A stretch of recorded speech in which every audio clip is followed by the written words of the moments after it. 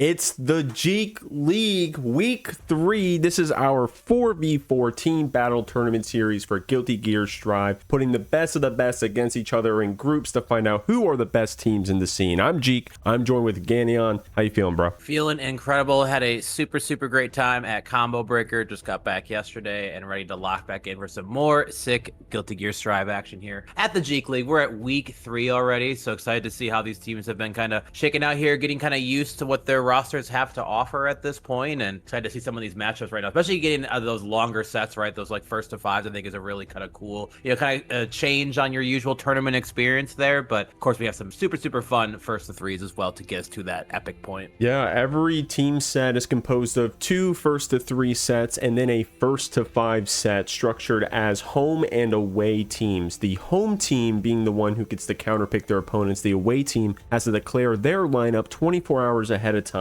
So there's a little bit of research you can do, pick the best matchups for yourself, and then try to get that best advantage possible. All right, guys, so last week's standings here. This is after 2 weeks of JeekLeague. Group A, remember the tier 1 team was Geo Illuminati. Can you take a guess who they play? But a little bit of an upset so far, because it is only 2 weeks in. Keep a low profile up there in that first place spot by 1 point. Now, if you look at the points here, it's actually pretty damn close all across the board. Noodizzers, the tier 3 team, tier 3 by the way, just on the cusp of taking over here. And speaking of our stream match tonight, it's going to be season 1 heroes versus Noodizzers, so it's going to be a little bit of a score breaker to see who's going to end up on top there. So then for group B, we have United States, Mexico, Canada agreement. That's your tier 1 team of this group, and the only team in the entire league after 2 weeks who is completely undefeated. That being said, Rush Hour only right behind them after dropping only 1 first to 3 set, only 2 points away. I think these are your 2 highest scoring teams in the league so far, and they're both in the same group. So everyone else is just trying to scrounge to see what kind of games they can get off of those top 2 teams. Big Booty Men and Sweet Tooth. Sweet Tooth had a little bit of a roster change. We'll see how they adjust. And the final factors in the guns is going to be our stream match tonight. All right, talk about surprises. Skull and the Duggars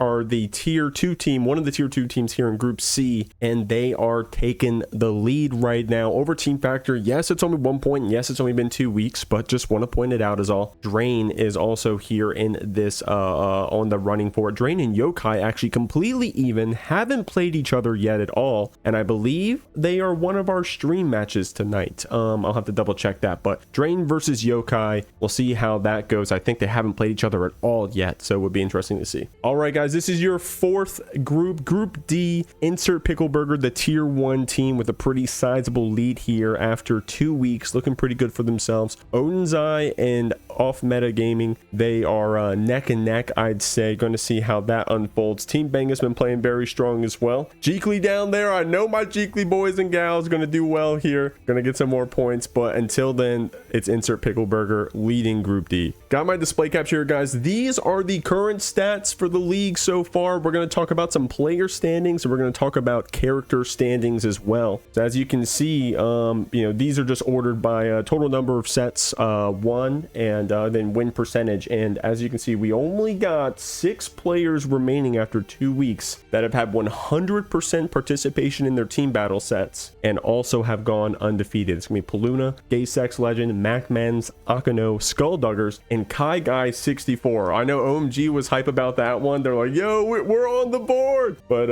honestly, great stuff to Kai Guy. That Potemkin been looking good, and nothing to scoff at as well when you look at these 4 and 3s down here, or rather 3 and 1s down here for these 75% win rates. Some players where they've only participated in 3 sets so far, but they also have 100% win percentage. Gonna be Ooey Gooey, Totsubunger, Crescendo, Nom, Insert, Gecko is Dizzy. So definitely some strong players down here. I can keep scrolling down. You can say, SpongeBob, that was me. All the rest of the players here in the league, I think there's only a couple that haven't played it all yet. So get in there, start getting some games. But then then we got some character win rates and participation, and I am disappointed. Do you guys see who is with the total number of sets so far? I did not realize that many Potemkins were going to be playing in this damn league. I should have put that on the sign up form, but here we go. I'm actually not going to lie. I think Potemkin was one of, if not our most popular character last season as well. Wild. Also, glaze past that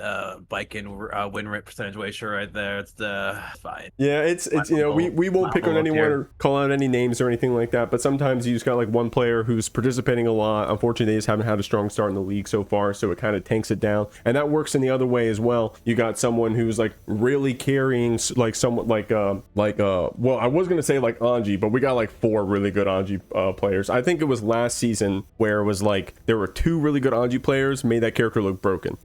Same thing with like Ramlethal last season. But Ramlethal down here, pretty pretty well played. I'd say 11 sets so far, 54% win rate. I'd say that's pretty healthy. Same thing with Slayer. So many Leos. Did not expect we are gonna have this many, but that Gold Lewis number is surprisingly low as well. Seeing that as far as like overall percentage and stuff for how like how high the character's talked upon too, right? To kind of see where it's at. But you like you mentioned, right? It kind of depends at the power level of the player playing, and then maybe there's some matchup they're not quite ready for. But then you have some of these like top contenders, big names, right, on certain characters, and usually you can expect to see the win number go up for those characters depending on the match spread.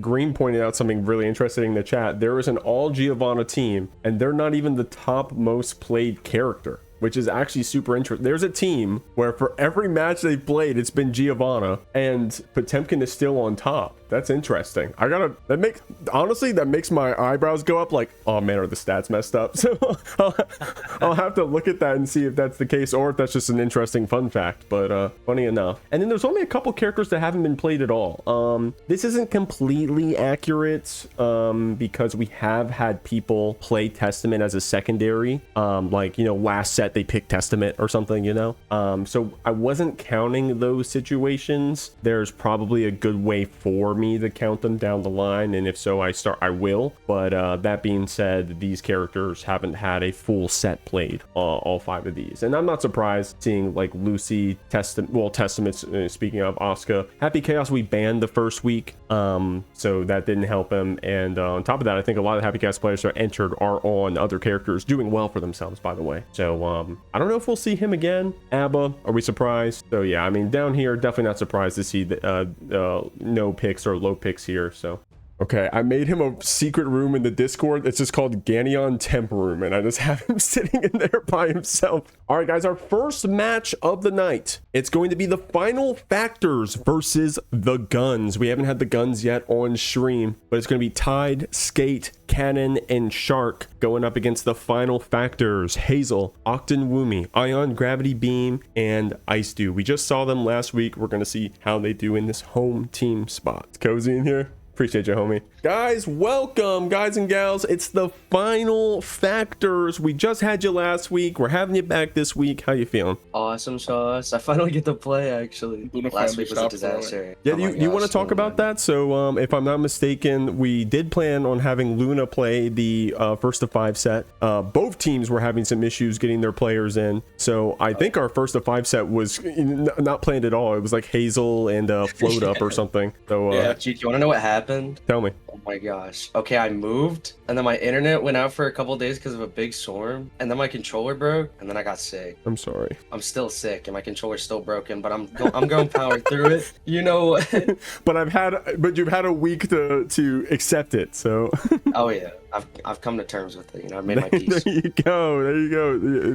You're on the acceptance phase. We also got IceDew. We also got Hazel. Y'all. So if I'm not mistaken, y'all were the home team. So y'all know Tyde's away picks. It's going to be Tyde and then Canon and then Skate starting us off. So how do you feel about this match? Confident. Yeah, At least I do. This one. Yeah, we feel good about it. Okay. Gonna get some points up here. Gonna try to see if we can pad those stats here. Now, I mean, I think this is gonna be our last time having y'all on stream. I mean, how do you feel about the rest of the league? Like, y'all had a good enough start, you think, to try to make it out of groups? How you feeling? Are we for fun in it? We're just trying to get that, we're trying to get those games in. How we feeling? As long as Luna isn't trolling, I think we'll be alright. What?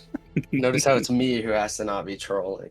Yeah, you're the best player. And you keep Where's her the out for a lock-in week. from the rest of my team? How are you playing on a broken I'm doing my controller, by best. the way? What are you going to be playing with? I have a spare leverless, but it's Okay. like so small it fits in the palm of my hand. Okay. So I'm Oh cramped. God, we're cooked. Yeah, I'm I have one too that's very small like that. So and you know, in a worst case situation, you got to bump out your you know, your backup, your sidearm. So appreciate you for still coming out here and playing. I wish you all the best of luck. Any last words before we kick you off? Buff RAM? Can I say Whoa, that? hey now. Is it allowed? What is what allowed? Buffing RAM? Buffing Can I say RAM? All right. Anything else? No. Thank you, G. Nerf Anji.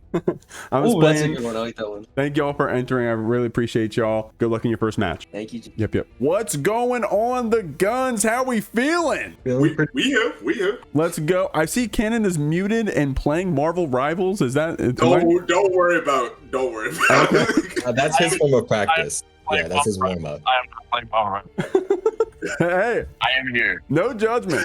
No judgment. Hey, I appreciate that. So big shout outs to the guns. We're getting y'all on stream finally. I know we're 3 weeks in. I wanted to talk to y'all how you been feeling about the league so far. Silence. No, you gotta be positive. Come on, you gotta say something. I'm here. I'm just playing. That's all I got. Hell yeah. It's fun. This is the biggest opportunity I've had to play against strong players. So it's been a little bit of a shock, but it's also been fun seeing so many strong players and getting to play them myself. Okay. Especially since we met at Frost. Yeah. Since then, you haven't really gotten the chance. Okay. Wait, so you said y'all met at Frosty's and now you're playing on the team together? Yeah. Yep.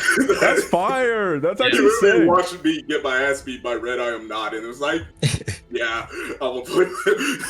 That's actually fire though. That's awesome. So okay, so y'all come together after meeting on the offline. When I wanted to ask y'all, so you have a player Shark as well. When I was putting the graph together trying to grab who everyone plays, I saw Shark played a lot of Tekken, so I just threw a Casio in there. that checks out, yeah. Who does Shark play? Yeah. And Strive. He plays Zato, Asuka, Johnny. He kind of plays a lot of characters. Okay, there you go. He fucks around. That's the best way I can put it. I feel that. I feel that. I think that's the best way to play Strive. So, all right, y'all. So the gun. So you declared your away lineup. It's going to be Tyde, then Cannon, then Skate starting us off. So Skate throwing into the Wolves here in this 1st to 5 spot. How do you guys feel about that lineup? Pretty confident. We've tried other ones, and I think this is a good one because it plays to all of our strengths. I think Skate's pretty good at adapting quickly, and I play Anji so I can bullshit people quickly. There you go. And then I think Kev is good in a long set. So All right. Well, hey, there you go. Appreciate y'all coming on. You know, that's a sick story actually. So y'all met at the offline, coming together, playing against some strong players, having fun with it. Cannon right now playing some Marvel Rivals as well. I see that multitasking going on. So hey, but I'll let you finish off that match, and y'all can good luck on this one. But any last words? nope, I'm feeling good. All right. Well, there we go. Good luck, the I guns. guess I got one thing. This is not the first time Ganon has commentated me. I commentated me for G Clash first. I just realized that. Oh, really? Wait, oh my God, Skate, you were in the first class reunion, homie? Yeah. Oh my gosh, I gotta look back at the Hall of Fame. I should have did my research. That's sick. Well, there you go. Dude, the first class reunion, that's a small group of people at this point, so that's pretty sick. You got would you have the purple name in the main Discord? You know what I'm talking about? The roles in the main Discord? I'll check later, but all right. That's sick, actually. Yo, okay, so that's sick. Appreciate y'all for still playing out here, Skate. Shout out to the Clash Reunion, the Academy brackets. Good luck in your own match, guys. I'll see y'all around. Yeah, see ya. All right, deuces. Yeah, we got mix as well. So 2 Leos they're rocking with here. Yeah, this is a matchup Jeek that used to be so doomed for Anji then, but of course this character has had a lot of functionality fixed over the years. Definitely a lot more close to equal, but all Hazel needs to get the right knockdown to get himself started here. Oh, good 2P to stop that cross through though. Tyde fighting back. And some counter hits here. Hazel trying to do something on wake up, but just not getting the chance to. Tyde using that 5D as the mix, cashing out that whole 100 meter to secure the round. Great stuff. Big shouts real quick, guys, to that prize pool. Almost up to $1,800. That's a big thanks to all the players, of course, that paid those entry fees, and then everyone who's been sponsoring the JeekLeague. We got some VODs coming up later talking about that, but until then, you got Hazel showing us this monkey flip, jumping around, catching you with that safe jab 5P. Red RC to try to keep this combo going. Tyde holding on to that burst, but that means we're going through the wall.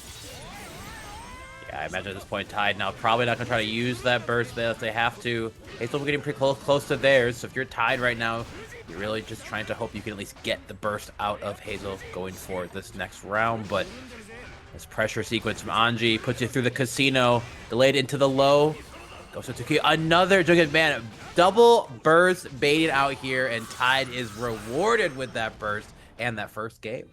Great play there from Tyde. Oh, man. Yeah, Hazel getting caught there in that first round, right? It's getting beat up a bit, trying to do those buttons on Wake Up, just did not get that chance to. Tyde here, trying to check if you wanted to spend that burst at first, was very patient with it. Hazel getting caught on that second bait opportunity. Unfortunately, going to go on that full stick of butter, but you still got some more games to play. Reminder, these are first to 3, what you're used to in Guilty Gear Strive. It gets a little weirder later on. Until we get there, Hazel crossing you up in the corner, using that monkey flip again, and this time able to turn that air hit combo from that jump back turn normal. Good throw here from Tyde. Tyde here getting the back throw incidents rolling here. Hazel finds if it gets the chance to bust out with that DP. Good routing here from Tyde to put it through the wall with that Fujin cancel right into that super. Gonna get a hard knockdown. Gonna allow himself to at least run maybe some IAD or right up into that straight close slash here. Goes to go IAD at the point. Knockdown again. Oh, but good job trying to set up that option with the Fujin. DP was ready here. Leo's so good at fighting out, forcing characters to make sure that their mix is real. Full staggers come out here again. Actually gets clipped on the 2S through the crosser that time. Not sure if that was maybe a parry super attempt there. Often you kind of see 2S's, people trying to do certain inputs then. But looks like good stuff to Tyde, still pretty much in control of this set so far. Great play. Catching her at that Rin. Very patient. Hazel trying to get that turn back after that on-hit 2K, but Tyde showing you the 5K back. Hazel spending that burst, trying to approach here with that 2P, not getting the chance to. Good backdash there through the Rin, but Tyde reacting through that cross-through, getting a throw, but the gap left means the flash hit comes out. Great RC here from Hazel, trying to take you back with that 5H combo, but Tyde able to fight back. Oh my gosh, runs up, trying to get immediate and right into the close slash, but 2P here. The great Anji reversal if they don't have meter, it feels like. But a great stagger option there. Tyde getting the throw and getting another game for their side here. We'll have to see how Hazel is able to adjust, potentially get a reverse sweep to fight back in this first set here. But yeah, it kind of feels like Tyde isn't running anything too crazy. Just kind of put you through that standard Anji sequence, gets that knockdown or kind of more or less that soft down there with either the overhead or the low. That kind of keeps that casino rolling then. But Hazel been able to fight out, at least stop some of that pressure then, but I feel like so far, Tyde has just called out so many of these kind of like, large run-throughs, and Hazel actually going to switch to the Slayer here instead, so maybe not willing to run a matchup that they were not as comfortable with, or maybe it feels a little bit more doomed for Slayer. I can respect the choice of Leo, but let's see if the main's enough to do it. Yeah, I've seen her cook before here on the Slayer. Very strong Slayer player. So I got mixed when I saw the Leo come in. 2H counter hit. Going to be answered back by that burst. Tyde going to get a burst as well here. Very patient here from Hazel trying to get that step dash forward. But Tyde keeping you in the corner here with that counter hit close slash. Yeah, it's so interesting watching characters in this version of Strive with 2.0. Combos are so much shorter. The reward for that used to be so big for Anji here, but still getting a great knockdown with that super. Good job using that backdash there. Oh, actually misses out on the Kara Dandy after that RC. Hazel doing their best to stay in the set. A good pile bunker frame trap then. Oh, but actually gets a stick after the 5D clips through. Ends up breaking the wall with it, but that 2P gonna stop it. Hazel had some momentum there, but having to play neutral with a lot of health could be a spooky ordeal for the Slayer. Great stuff here. Oh, the same side Master's Hammer. I would have not blocked that, I'll be honest with you. But the cross up here connects. Getting that cross up PB, the fast RC. Fortunately didn't get the follow-up that we wanted, but was able to catch that backdash. Keeping this Anji here in the corner. Tyde not having any tension to spend. It's going to be sent through here. Unfortunately didn't get that super spend here. Is going to be able to fight back, but the burst gets spent to try to keep them in the corner. Good 6P, and there's that Anji 6P conversion. Getting so much reward there. Gotta be careful. That backdash well can get out some of those sequences as well. Anji's so good at chasing it because of that 2S going so far. Let's that here one more time again, and as long as we can finish our food, this should be enough. Opts for a bit of a soft reset. Didn't know if they were be able to kill. Could fell the end for Tyde here. Oh, a bit of heavy on the burst baiting then, and Hazel gonna unfortunately fall here to Tyde. TFS team. The IceDew. All right, so IceDew on the Axel as well. Venom versus Axel, definitely a matchup here that I kind of very curious to see how both these sides are feeling about in this version. Axel getting a ton of, you know, people's demons character in this version here.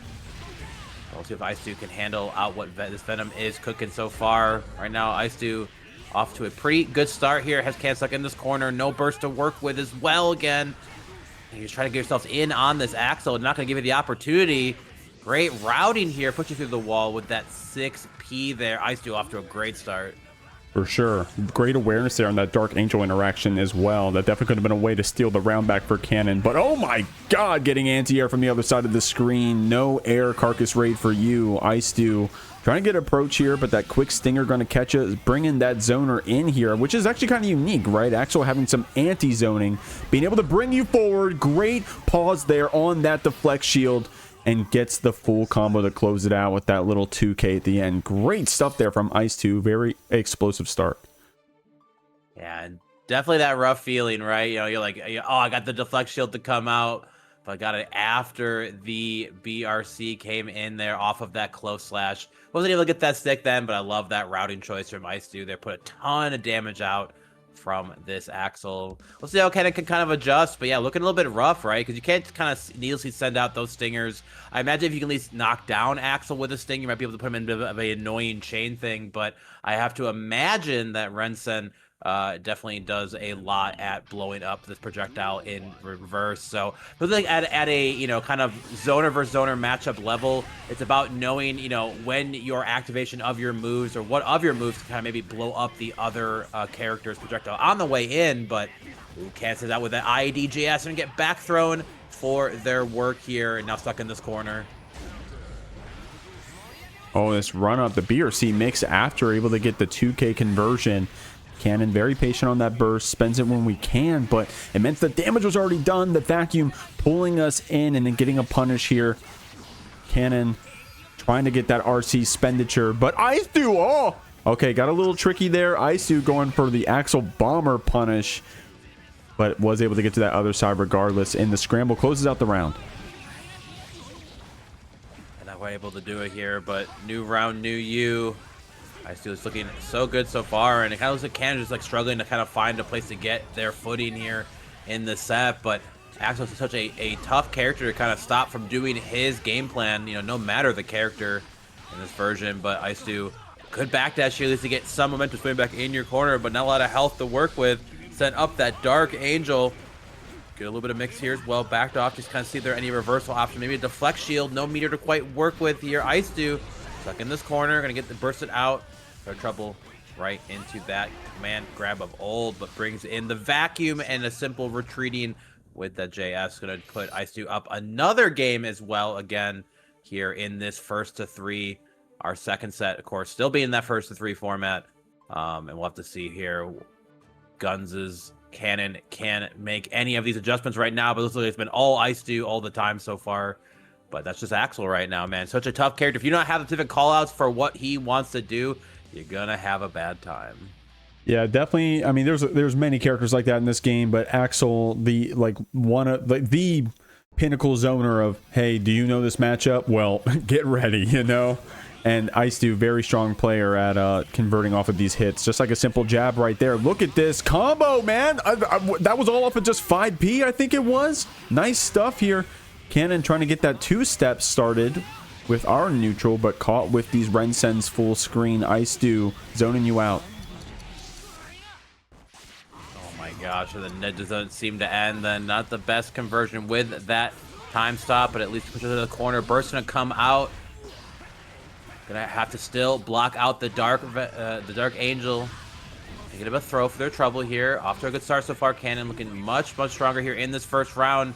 Bit of a clash right now. Wasn't quite ready for it then. Great tech there on the jump in. But Canon, knowing this might be their only chance to keep IceDew locked down, but a simple 5K able to call out what Canon's looking to do. IceDew is now on set point. Strong play right there. Giving you back here with these Q5. Got some good sets, but IceDew saying, hey, that ground is open. The Rensen's coming. I like that fake jump in, getting this throw loop mix here in the corner. Trying to throw bait you there with that snail. Not taking the bait. IceDew actually getting a chance to fight out of this corner. Good job blocking that JD, but trying to press when you shouldn't. Now this Dark Angel and the ball that was already set is going to help keep you down. Oh, okay, weird stuff there. The Robocop. Actually, you blocked that cross up. Holy moly. Yeah, I definitely was always curious. Sometimes you can definitely get, hit into that Dark Angel, but get those weird late ones. Robocop's still going to fly out, but right now Cannon smell a little bit of blood in the water here. This route should be putting IceDew through this wall here and get that hard knockdown. A good chunk of damage to get to 100 meter to work with. The command guy can be able to call it here. Gonna get a stick through the wall, not enough to be able to kill. The positive bonus not rolling in, at least in the meter department. Tries to retreat out with that JH again. One will burst come out here. Last second's gonna come out at that point again, but a 5P to call it out. Cannon coming so close to at least answering back. With a little Baiken Ram. Definitely not a matchup that Baiken players are looking to see on the other side when you're queuing up for a ranked, a tournament match, anything in between. This character just so capable at playing a range that she kind of struggles to outperform at against this character here. And Octon's so far showing you great routing, then already putting Skate through this wall. Gonna get that hard knockdown. Bit of a delayed pressure sequence again, not trying to get parried as well. Good stuff here. Octon just looking like they have such confident offense running into a character such as Baiken. Yeah, apparently Team Guns was saying, hey, Skate is going to be our player who's going to make those adaptations quickly. So here in the first of 5, that's definitely going to benefit us. But Luna, Octonwoomy, she's no slouch here on the Ramlethal. Big time streamer over there on twitch.tv, so make sure you check her out. Always doing those Ramlethal Vanquisher runs. But right now, we're actually playing in an event and catching you there with that JK. Great stuff. Taking you down the screen, getting the cross up 5K and converting off of it. The BRC slowdown to try to keep it going as long as possible. Skate spends the burst, but Woomy gets back in. I gotta be careful there. What's it out? That HKBari, it's so committal then, and the IDSB did there. Good stuff to Octa, just getting the 50 meter to be able to get that hard knockdown. One hit is likely all that she will need on this Ram. YC gonna stop out on that flip attempt here so far. But there it is, that new buffed HKBari, just 2 extra frames. Now so much better at catching out those jump options. Jumping not as good as an autopilot option against Baiken, but Octon still finding that far slash, that Ramlethal far slash that comes for us all. But a pretty close couple rounds here, at least in this first game. We'll have to see how Octon can, kind of maintain this pressure right now. Get a little comfortable calling out Skate's jumping options then. But Skate, playing some good spacing so far. Kind of use those early games as there, because so often Baiken gets most of her reward with understanding the sequences your opponents are bringing into you, having access to that guard cancel parry option. So we'll just have to see if that can come out and be a factor as we go into our second game. There's a pun there with team factor and be a factor, but I'm not smart enough to come up with it, Ganyan. I'm sorry. Skate right now looking good, though. Trying to get that to Tommy, but out of range. Woomy punishes you with the far slash. Oh my gosh, great routing from Octon here, putting you through this wall again. Gets that pickup, have a good explosion as well. So we're coming through here again, just falls through, lets the explosion do the work for you. Octon looking incredibly in control so far. Skate is not quite able to find their footing to be able to fight back. Back is going to get caught out with that close slash here. We're stuck in this corner. Great throw tech right now. I set it out with that. Good old fashion Johansson then, but the back-to-back 5Ds keeping Skate locked down. It's looking like a bit of a slaughter so far here. We'll have to see. Have a few more games to still work with then. Octon baiting out that burst, not gonna be given quite yet. Gotta be careful sitting out with that Johansson bait on the burst. Octon, if we can finish the food, we can with that RC. A perfect as well. The final factors here already up 2 games here in this third set. This is game 2 as well. This is a first to 5 at this point.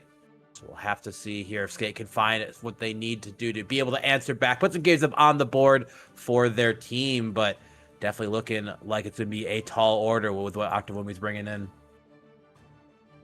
Yeah, I mean, that's one of the cool things about the first to 5, right? Is that in the first to 3, you'd probably be clenching right now.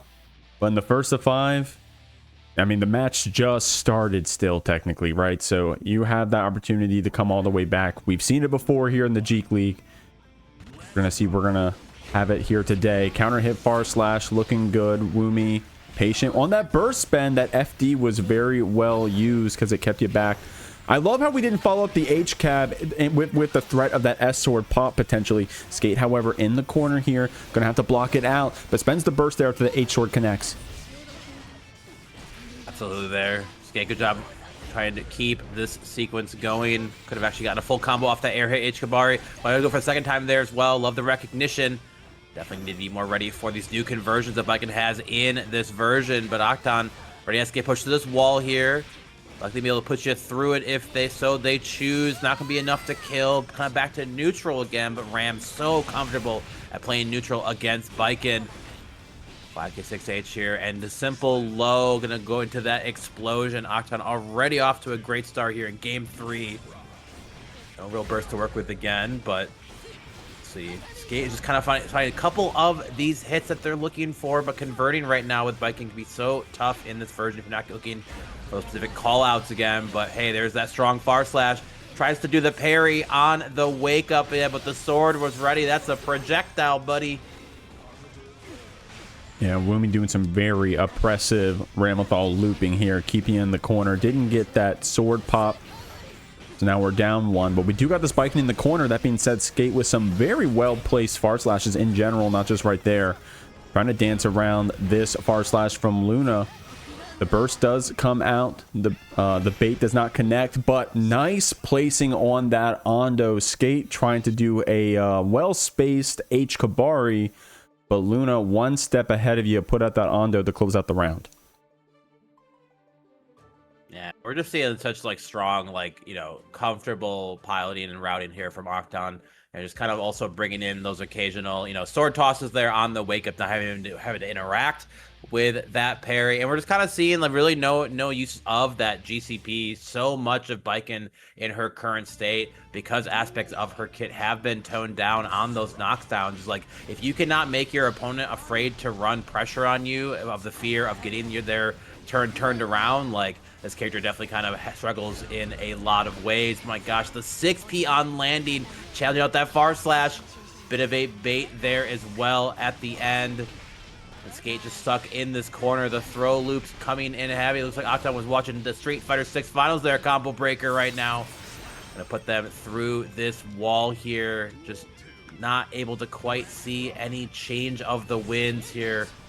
What can Skate do to be able to turn this around in their favor? 4 team guns. Good blocking so far, but you can't block forever. The overhead gonna clip, gonna put you through this wall. No time to burst, and built the 50 to get that hard knockdown. Well, good block on the 5D, spends the burst, doesn't want to hold that sword after. Great anti-air there from Woomy, keeping it down here in the corner. That 6B can be a great answer to H-sword potential, but didn't get the chance to show it off there. Woomy only needing one more hit to close out this round.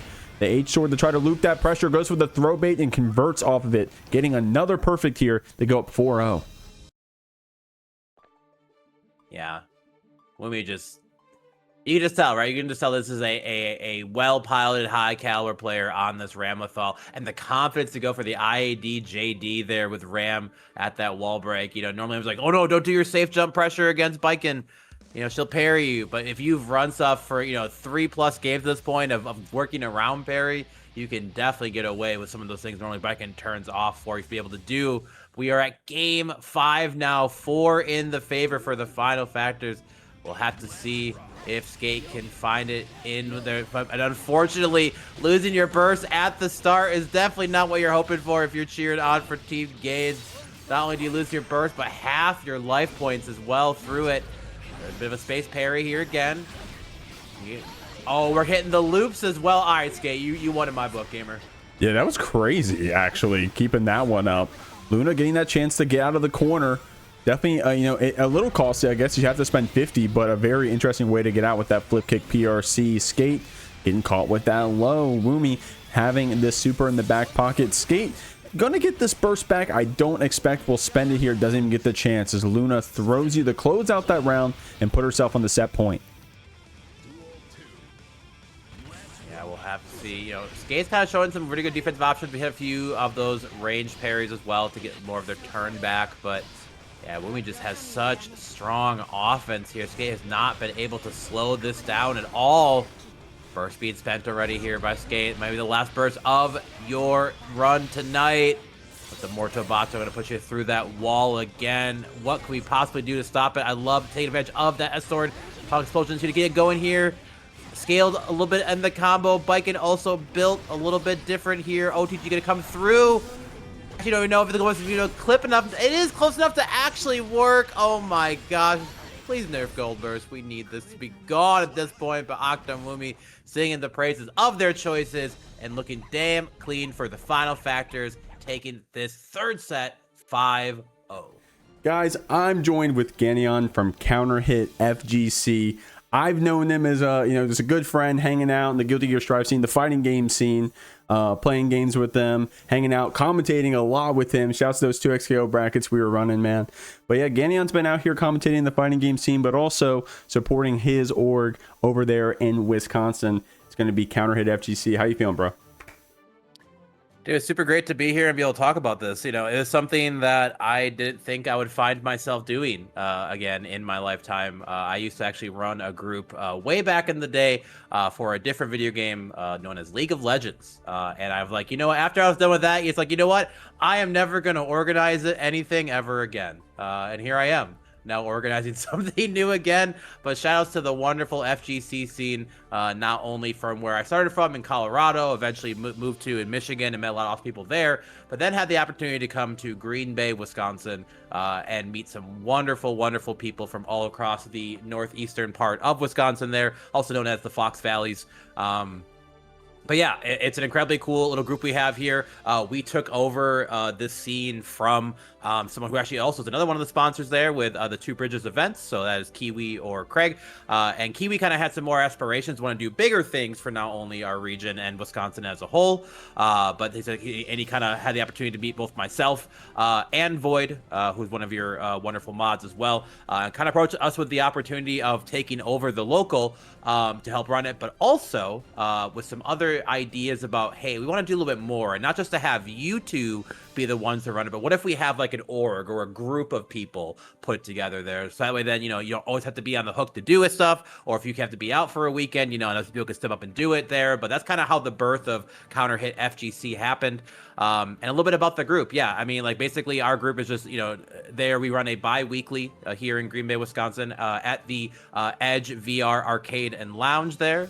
It's near the Green Bay Airport. So if you ever want to come out to one of our regional events, then hint, hint, we have an airport right nearby to where we have our event. So pretty excited to have that opportunity location. But as you can see as well, we run a couple games there. Guilty Gear Strive, of course. Street Fighter 6 is probably our next biggest then, with 2XKO and Tekken 8 as kind of always having kind of budding levels of attendance there. But when we took over the scene, I think our average attendance was around somewhere 5 to 10 people right now. We've been maintaining a pretty consistent, like 15 to 20 almost every bi-weekly, which is pretty cool. We also have a monthly coming on the way as well, hopefully happening in July. Dates and stuff to be announced as well. We also did have the opportunity to put on our first regional here, which was Springs Edge, which also the JeekLeague was a sponsor for. So thank you very much again for that, Jeek. Was a super sick event. We had Lord Knight come out for that event and playing it too, and it was an incredibly hyped top 8 because we had a local hero take out LK in winners finals kind of thing, and then LK and Lakey got to play their first set in a long time, because last time those two played, like Lakey had LK's number, and LK just figured it out. And then, man, the coin flip of how it actually happened in Grand Finals was so sick. So I got to commentate that as well. It was super, super cool. But yeah, I absolutely love this group here. CounterHitFGC has been an incredibly special thing to me. I grew up in this area as well. So, the kind of idea that I could tell my younger self that, hey, when you're older, you're going to be a part of keeping gaming culture alive in a town that you grew up in, kind of thing. It feels very special to me. So it's why I've been busting my butt outside of my own things, from commentary, competing as well, well. But yeah, CounterHitFGC, keep an eye out for all the things we have to do. We have a YouTube channel as well, which is at CounterHitFGC. You guys can check out our link tree there, which I believe is in our drop down thing there. Has all links to all of our things. Our Discord as well, where we post all of our wonderful stuff related to our events, the top 8 graphics, all that stuff. We have an incredibly welcoming and friendly community there who enjoys all sorts of things beyond fighting games, from art, music, a bunch of Magic the Gathering players if that's your kind of thing too. So definitely check us out, say what's up. And yeah, like we actually have our next weekly tomorrow, so check us out on the Edge Gamers Lounge Twitch channel. That link is also in that link tree there. So but yeah, other than that too, it's just a incredible great opportunity to be here. Then happy to be a sponsor as well of this wonderful thing. You know me, like I've been a fan of the Jeekly since the first Jeekly. I was there, you know, getting hype in the Twitch chat, man. So it's been super sick to see what it's evolved into. And I've been super stoked to hear when the JeekLeague 2 was announced, obviously. So, you know, we are back and ready and ever. And yeah, CounterHit's happy to be here as well. Yeah, no, I appreciate the kind words, man. But yeah, I want to keep the focus on you, brother. I mean, you did shout out. You got the stream starting tomorrow night. What time does that actually start? That will be usually around 7:30 p.m. Eastern, I would say. You know, we try to go live a little earlier then, but I would say usually by 7:30 p.m. Eastern is when we should at least be alive with our games going there. We almost always start out with Strive. Street Fighter usually is our second game we'll get on the stream. We also run a random rotating fighting game, and it doesn't always be fighting game, but usually it is a fighting game. We run a free game as well, a free bracket, just for people to have fun and kick back and try something new, right? We've ran Dragon Ball Fighters, we ran Invincible Versus, we ran 2XKO when it was still in like a beta. We've ran Skullgirls, we're running Persona tomorrow, Persona 4. Let's go. We just run like a ton of stuff. Who are you right? gonna play in Persona? You got someone lobbed out? I don't know. Yeah, I'll probably just be watching there. Unfortunately, I end up doing commentary. I love running around, so I don't get time to play in a lot of the free brackets myself. Sure. But I'll probably just press the buttons. I press buttons in all the games there because I want to see what they're all about, right? But I had a really good time. I did play. One I had fun was actually was the JoJo's fighting game, like the old one, the old one, yeah, the more 3D one, yeah, the 2D one. Like that game was actually super sick. I had a lot of fun playing that one there, and really guys wanted a chance to play Skullgirls, but I didn't get a chance to play that one there. But yeah, definitely can't wait. I wait to see what these games want to show. We have some people here who absolutely love fighting games, old and new. Then, and so we Void and I rely on them heavy to bring in these extra fun games. So. Yeah, I mean, it sounds like you guys got a pretty sick community over there. You know, I'm Ganion's friend, but take it from me, y'all. The presentation looks sick as well. They got a really cool setup there for their local, and he wasn't kidding earlier talking about Two Bridges helping them out with Spring's Edge. That was like one of the prettiest looking regionals I've seen in terms of presentation and decorations and decor and stuff. So would love to see you know, that continue to grow, that continue to get support. Let's look at the chat real quick. Any questions for Ganion real quick? I see a if you run a GG2 Overture bracket, I'll Venmo you $50 to put in the pot. Well, there you go. I mean, you got an invitation right there from Idolo. You know, Idolo, I'll be I'll float that by the scene. You know, we usually keep that bracket free, but you know what, if someone wants to sponsor a bracket for our players to play, I'm sure we have people who would be super hyped to play like an older like Guilty Gear. I think we've talked about Plus R as well, running that too. So definitely not a no. Like I said, we are very, very open to bring anything new and fun. That's the whole point of that game, right? Because you know, existing is expensive these days, right? And you know, obviously with running it at a wonderful venue, we do have to have a venue cost included as well. So we try to always include at least one free game for people to be able to kind of just play and kind of kick back and relax and don't have to feel the pressure of putting up $5. So it's a bit of a fool's errand to the game format, but let me know. You got it, boss. Yeah, I'll have to look into it. But yeah, definitely, if you would let us know any questions about our scene, it definitely is a fun little group there. And you know, the coolest thing, I remember moving back to Wisconsin. I lived here for a lot of my life prior to moving away to Colorado. If you would have asked me maybe what game is the biggest game in Wisconsin coming here, I'd probably be like, maybe Street Fighter or Tekken or something. It's Guilty Gear, man. This state impresses the hell out of me with how many die-hard Guilty Gear fans there are here.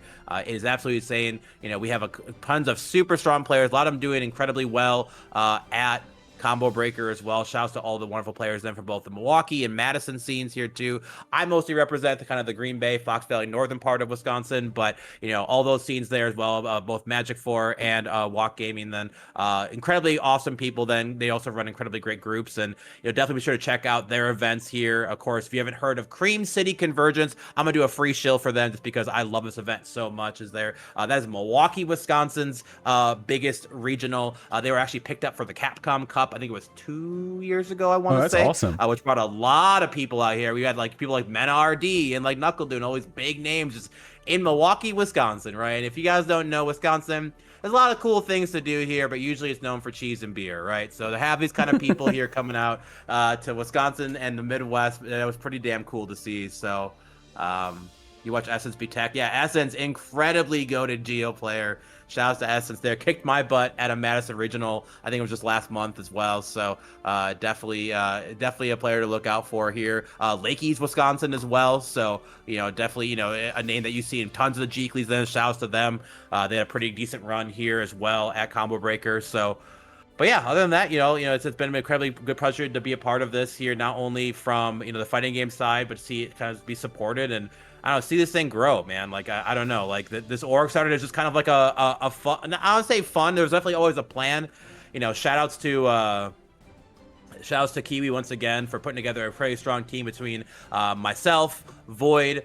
We have P. Roney, who helps do our socials. We have TestYourLuck, who is our Street Fighter aficionado, also who has helped running we actually have a crew battle happening this Saturday between the Madison and Green Bay scenes. That'll be this Saturday, and Tested is going to be helping run that. We have a team of 5, so 5 Street Fighter 6 brawl, kind of similar format to what you guys are doing there. We have kind of like the home and away teams. I believe it's Milwaukee, Green Bay, Madison, and Chicago all have a team in this 5v5, so really appreciate them putting that together there as well. And then we also have a few others here, but yeah, guys, just keep an eye out for CounterHitFGC.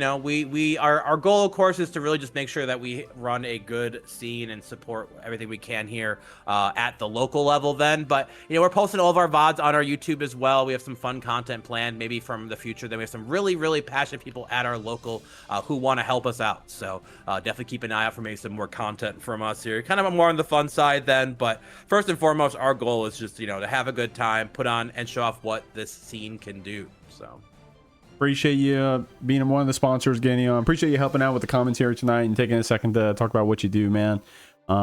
Guys, please show them some support. I got some of the links already here in the chat. If you're watching here on YouTube, feel free to leave some questions in the comments and I'll send them Ganion's way if you got specific questions.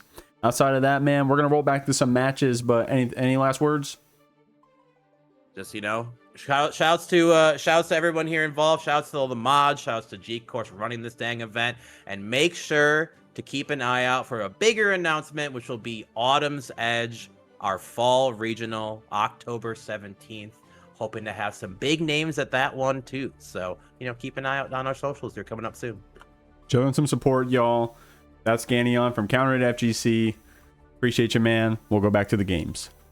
BuffVenom.org is a grassroots organization dedicated to raising awareness for Venom's current mid-tier status in Guilty Gear Strive 2.0. Our website presents a 7-point plan that we will believe will bring Venom back to his rightful place on top of tier lists and dominating top 8s. Unlike Happy Chaos's reign, we expect that an era of Venom supremacy will usher in an unprecedented amount of positivity and fan engagement in the Strive scene and the FGC as a whole. Check out our website for more details and how you can help out. All right, guys, our second match of the night, it's going to be Off Meta Gaming OMG versus Team Jeekly. OMG on the home side, you're going to be having Toxins, Kai Guy, Esteemed Ruffian, and laynefgc. They're going to be going up against the away team Jeekly. The roundup is going to be Nightshade, then Cobalt, then Vodka Man, 876, holding it down in that 1st to 5 set. Off Meta Gaming, how we feeling, y'all? All right. Yeah. I'm baked as hell. I'm gonna pull out the Johnny, I think. Okay. That's real. Yeah, I'm feeling the Johnny tonight. All right, gonna be for fun in it on the Johnny. Appreciate you. Now, Lane, we normally know you for playing the Millia. Lane, you've actually been on quite the kick recently for 2xKO as well. But showing up to play some Guilty Gear Strive. Appreciate you doing that. Yeah, I've been trying to play multiple games. I've actually been playing Uni as well. I just like love fighting games. I just like playing all of them. There you go. There you go. Yeah. We're out here for fun in it, but also, at a level that, puts us up there with the upper echelon. So off metagaming, y'all are out here going to be going up against Team Jeekly tonight. Now, you won't hurt my feelings, but how do you feel about this match coming up? I'm feeling pretty good. I know Vodka Man kicked my ass online at one point, and I hate the pot mirrors, so I'm not planning to do that. But we'll leave that up to the 1800 DR player here. Okay. Good. Yeah. Kai Guy, you're actually one of the only players. There's only 6 in the whole league. Was it 96 players or something like that? You're one of only 6 in the whole league that has participated in every match so far and has gone undefeated. So that's that's pretty big shoes. I do not. Okay, this has been giving me the biggest reverse imposter syndrome for like the last 2 weeks, because I'm looking at the names that are up here and I'm just like, oh hey, that's me. It's like SpongeBob pointing to the little picture of him on the TV. Someone did post that GIF. Someone posted that. Yeah, that tilted me a little bit. I was like, what do you mean by that? But I mean, I don't know. It's cool. I'm having a good time. I'm just kind of like slamming my face whenever things get scary. I almost got reverse 3-0'd twice. And instead of like locking in and trying to like adapt, I just do more bullshit and it works. Is swearing players. allowed here? Are we good with that? That's my bad. Yes, you say whatever the fuck you want. Yeah, go ahead. Great, awesome. Yeah. But yeah, those Potemkin players. But Kai Guy definitely put on a show. And now Lane, you said you're probably before fun in on the Johnny. Can I say what you wrote in the message or in the I said, hey, can everyone join the Green Room 1 for interviews by 8 p.m. Lane with the I'm so baked LMFAO. It's like, all right. You've been pretty tame, I'd don't say. sleep on my Johnny, though. Wait. Don't sleep on my Johnny. My Johnny's nice. The Johnny's nice. The Johnny's nice. I played a lot of Johnny. Well, there we go. Hey, played enough to bring it out in the JeekLeague. So let's see. Let me double check to see what the layout's going to be. Yeah, so Vodka Man is going to be that anchor. Probably no surprise if you've been seeing how they've been playing it otherwise. But then you got Nightshade and Cobalt. So I don't see your third player here tonight. Who's going to be your third player, you guys think? Well, actually, I guess if you don't want to spoil it, that is. I mean, there's only one person that could be. Do we bother to like talk? I mean, it's fine if we talk about it, right? Oh yeah, no, it's just Ruffian. Yeah. Toxins has had an unfortunate work schedule. So yeah, Toxins has a job. I hear you. Yeah, Toxins doesn't get off until what is it? 7 p.m. California time, or whatever shit. the time zone is. Yeah, that's pretty late. Yeah, so I think Toxins came into this thinking that the matches would be happening at like 3. No. Well, we'll see. I mean, we'll see. Hopefully, we're hoping Toxins can possibly make an appearance for the second match since that's later on in the night. Yeah. Okay. But yeah, that's just how it is right now, I guess. It's a little unfortunate. Well, I mean, I gotta say, y'all's roster is pretty well balanced. It seems. There's definitely some teams where you got, some you got the anchor, so to speak. But if I do say so, OMG definitely a very well-rounded team, at least in my opinion. So I won't keep y'all any longer. Y'all got a match to play up against Team Jeekly. You're going to be coming out making those counter picks. Kai Guy, Lane, any last words before I send you off? Thank you for hosting, Jeek. It's very fun. No worries. Yeah, I mean, it's a bunch of fun. I'm having a lot of fun. One of my favorite events I've been a part of. Yeah. I'm also glad I'm not absolutely biffing it this time. I remember being a part of Koi and doing that team battle, and then what was it? It was Unbiased who was on our team who had to do the entire sweep. I felt so embarrassed. Oh my god. I was like, oh man, I did fucking nothing, and then here comes this guy who's like 5 years younger than me, destroying everyone else. I'm like, well, that means I'm monk. Yeah, some players are like that. Talking about Unbiased, I think he's in another team or another group. So if you guys make it out of groups, there could potentially be a run back match there. But anyways, good luck, y'all, in the JeekLeague in this match going up against Team JeekLeague. We'll send you off. Good luck. Have fun. Good Goodbye. All right, have a great night. Yep, see ya. All right, everybody, we got Team Jeekly here. I'm joined with Cobalt, Nightshade, and Vodka Man. How y'all feeling? Feeling good. Pretty good. There we go. Feeling good. That's all we need. I gotta say, the first time I brought y'all on, I had Nightshade and Vodka Man on the couch, and Cobalt. I don't know if you saw that interview back. No confidence. There was a little bit. There was like a little. There was Just because I'm feeling good doesn't mean I'm confident. Let's put it that way. Okay, so I know this is Team Jeekly, but I do want to call out real quick. Massive shout to Vodka Man for what was it, top 32 at Combo Breaker last weekend. Dog. Huge. Math. Thank you. There we go. I mean, okay, so that's all. I'll leave it at that. Don't want to make my man blush. All right, Team Jeekly going to be coming out here. First off, appreciate y'all for coming together and playing out here in Team Jeekly. I feel like it was only just a couple weeks ago, but I actually checked back on the date. I made a graphic for y'all when you all went to Frosty's back in I think it was 25, so it was more than a year ago, and I was like, Jeekly fights Frosties, and I had Cobalt, Nightshade, Vodka Man all lined up on the graphic, and now we got the squad on the couch. How's the JeekLeague been so far? You guys having fun? It's fun. Yeah. I've had a great time. Just haven't been Fun, performing. yes. Yeah, fun, yes. Winning, no. Hey, you don't have to win to have fun. That being said, Vodka Man carrying these anchor sets. True. Y'all just fucking putting you're putting Vodka Man there in that first to 5 spot, in that anchor spot, and you're always like, Vodka, you got it, right? That's the reason we're not super far down in points.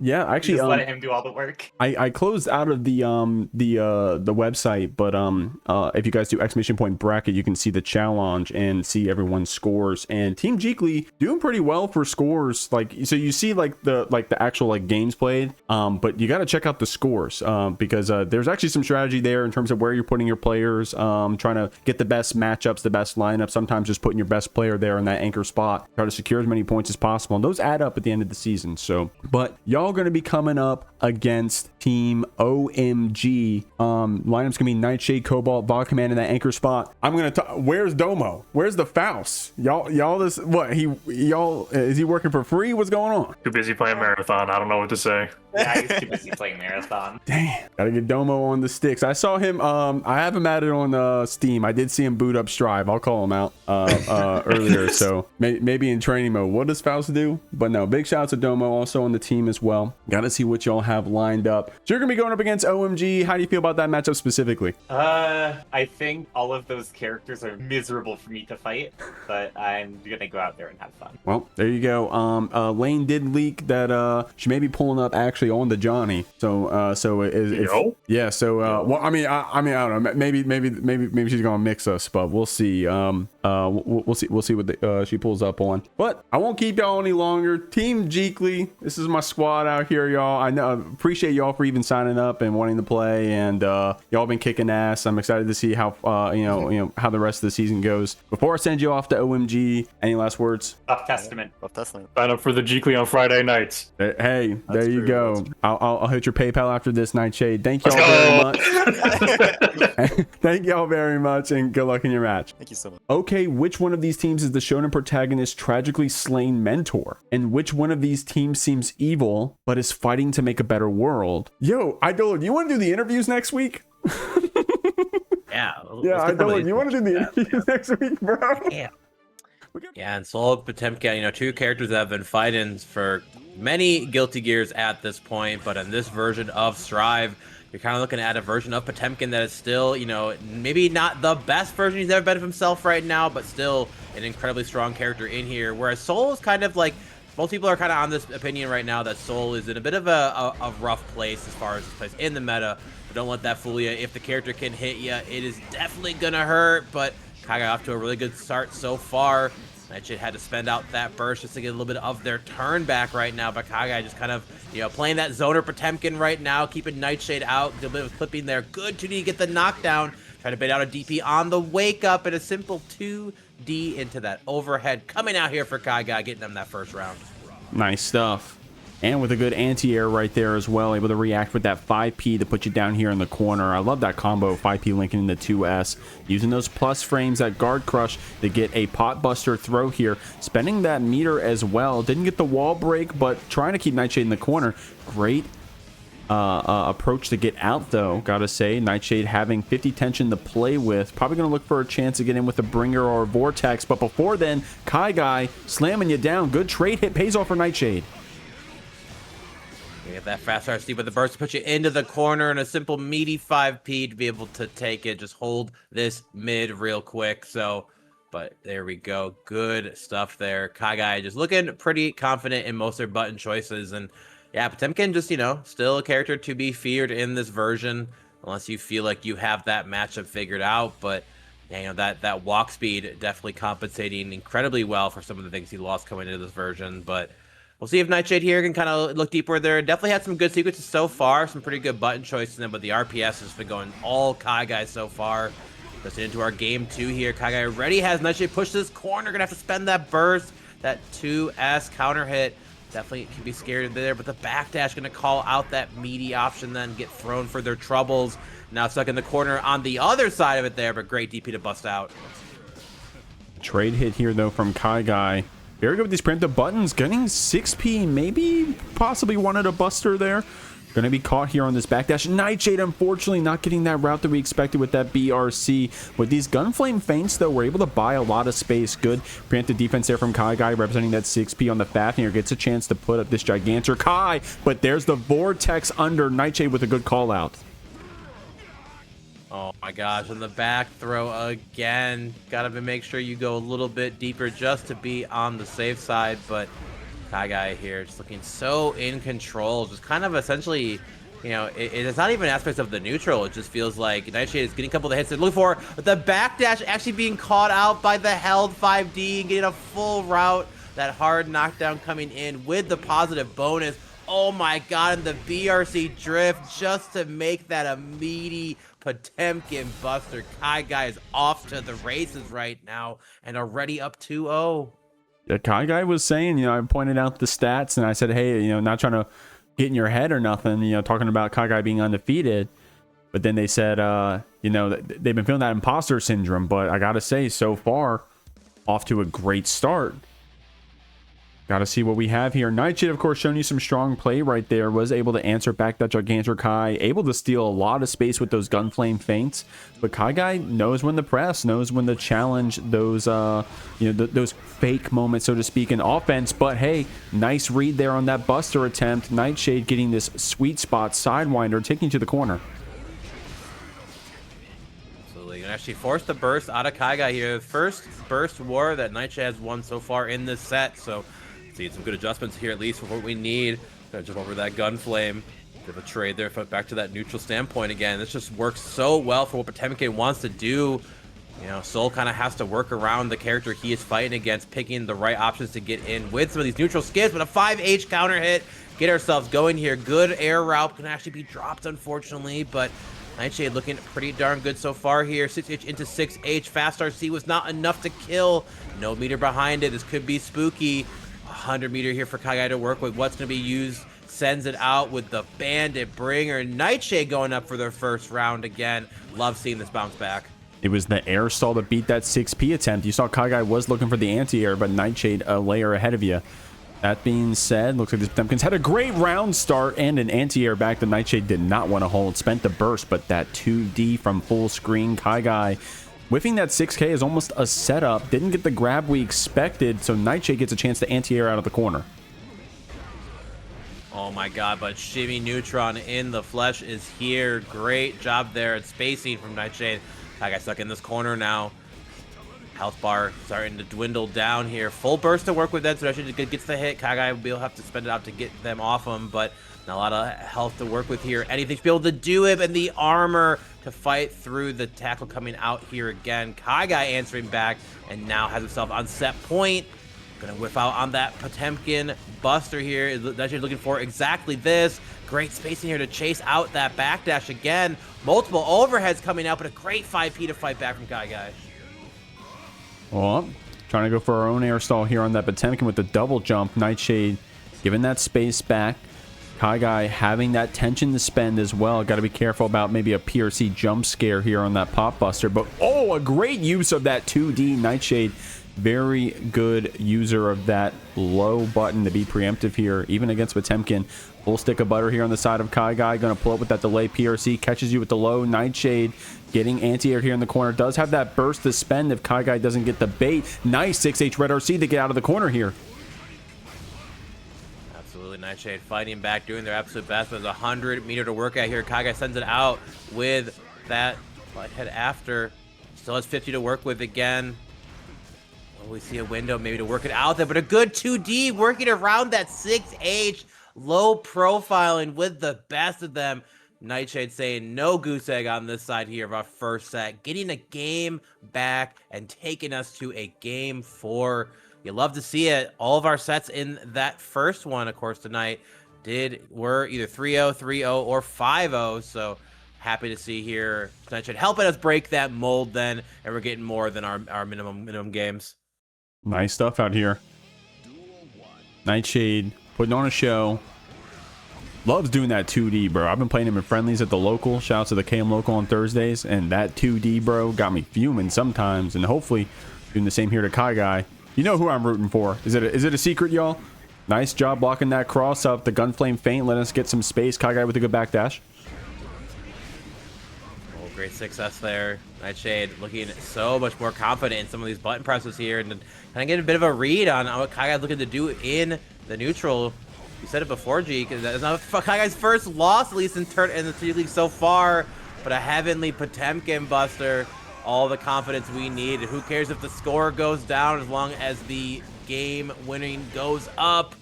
No burst coming out here for Nightshade. Kai Guy once again on set point with that round win here.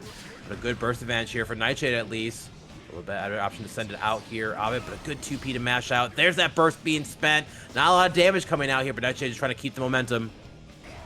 Yeah, as long as you can keep Potemkin here in the corner and that doesn't get that much chance of walking. That being said, Kai Guy was able to move forward a bit, build up some of this meter, keeping it down with that air hit heat tackle, meaning that we're plus. Kai Guy with that counter hit 6H again, ready to convert off of it as well, canceling into that HPB. We got a lot of damage to play with here. Nightshade gonna have to wake up on this other side, or rather on this side rather, but in the face of 50 tension. In this version, definitely a character who, you know, had his best version at one point, got kind of nerfed back down again a little bit as we came through. But in 2.0, he is definitely someone to be feared. And Esteemed Ruffian, definitely one of our stronger players here in the league. I got to say, OMG, definitely a sleeper team. If you guys weren't looking out for them at the beginning of the league, then, you know, this is your cue. Damn, that was a hard commit to that burst bait. Cobalt not taking it here. Able going to hold on to that resource and spend it here on the counter hit. Having 50 tension as well, but man, Ruffian doing a good job of jumping over that spike, dodging the fish. That being said, Cobalt does get a chance to get out of this corner. Gets that mini 6H set up here again. Wings are active. About 4 more and give seconds to go before they are, but the 50 not going to connect with anything. Good far slash. Ruffian keeping there, not pressing too hard. Gets the card pop here, sends it out with the Joker trick as well. It's incredibly well piloted. Seeing Ruffian showing you the power of doing nothing, making your opponent squirm first and then answering back. Simple close slash dash cancel into that throw. Gets that guaranteed car set up here again. Catches the up tech there. Good mash out here by Cobalt, getting their turn back here. Oh, and Ruffian pushed into this corner. This is a great spot to be in. Yeah, you're going to have those wings restacking here on the other side. Cobalt with a good start to this round here. Ruffian fighting you back there with that Johnny Far Slash. Spending the super, but was able to block it out. Not close enough to get the punish. Trying to go for a tap dust right there. Cobalt trying to get in. You see Ruffian being preemptive here with these 5Ps as well. Trying to get that 2-step neutral set up if Cobalt's going to give you the time to. But it's going to be that counter hit. Meaty immediately spending the super. Cobalt closes out the round. Yeah, good stuff to Cobalt there. Just finding that meaty option. And of course, 5H, that third hit, giving access to that freeze. Good job, this fighter. They're going to cancel out on that JD. Almost gets the routing off the 2K, but 2K actually going to end up whiffing. Definitely can be spooky here. Not getting that hard knockdown against a character like Johnny.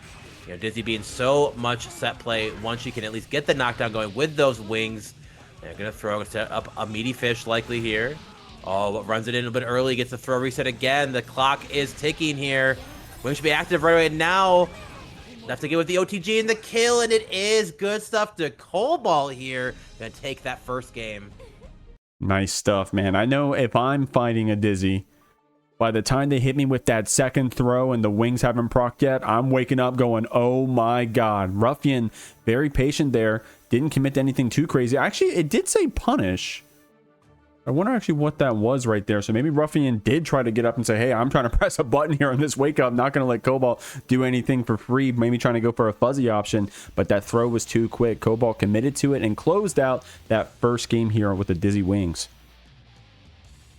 Yeah, and Dizzy's throw animation, deceptively long too, which kind of helps her, kind of drain out those in-game clock times. You kind of see a bit as well. Wings aren't able to be active for part of the throw animation, but even when you are falling and that OTG still possible. But here we go into our game 2. Ruffian already has Cole pushed to this corner here. Good navigation out so far by Cold with that JS. Gonna get called out this time there with the 60 from Ruffian. Push you back to this corner. Still having the burst to work with again, and we gets called out. Ruffian too ready. Gets the cart up again. Guess the high-low. Puts you through the wall with the J. Gonna be a hard knockdown. Dizzy, definitely a bit of a tanky character here. One more mix to settle this round likely, but tries to go with the delayed draw off the IAD. Actually messes it up. Cobalt not ready here, so that first round going Ruffian's way. Great play here.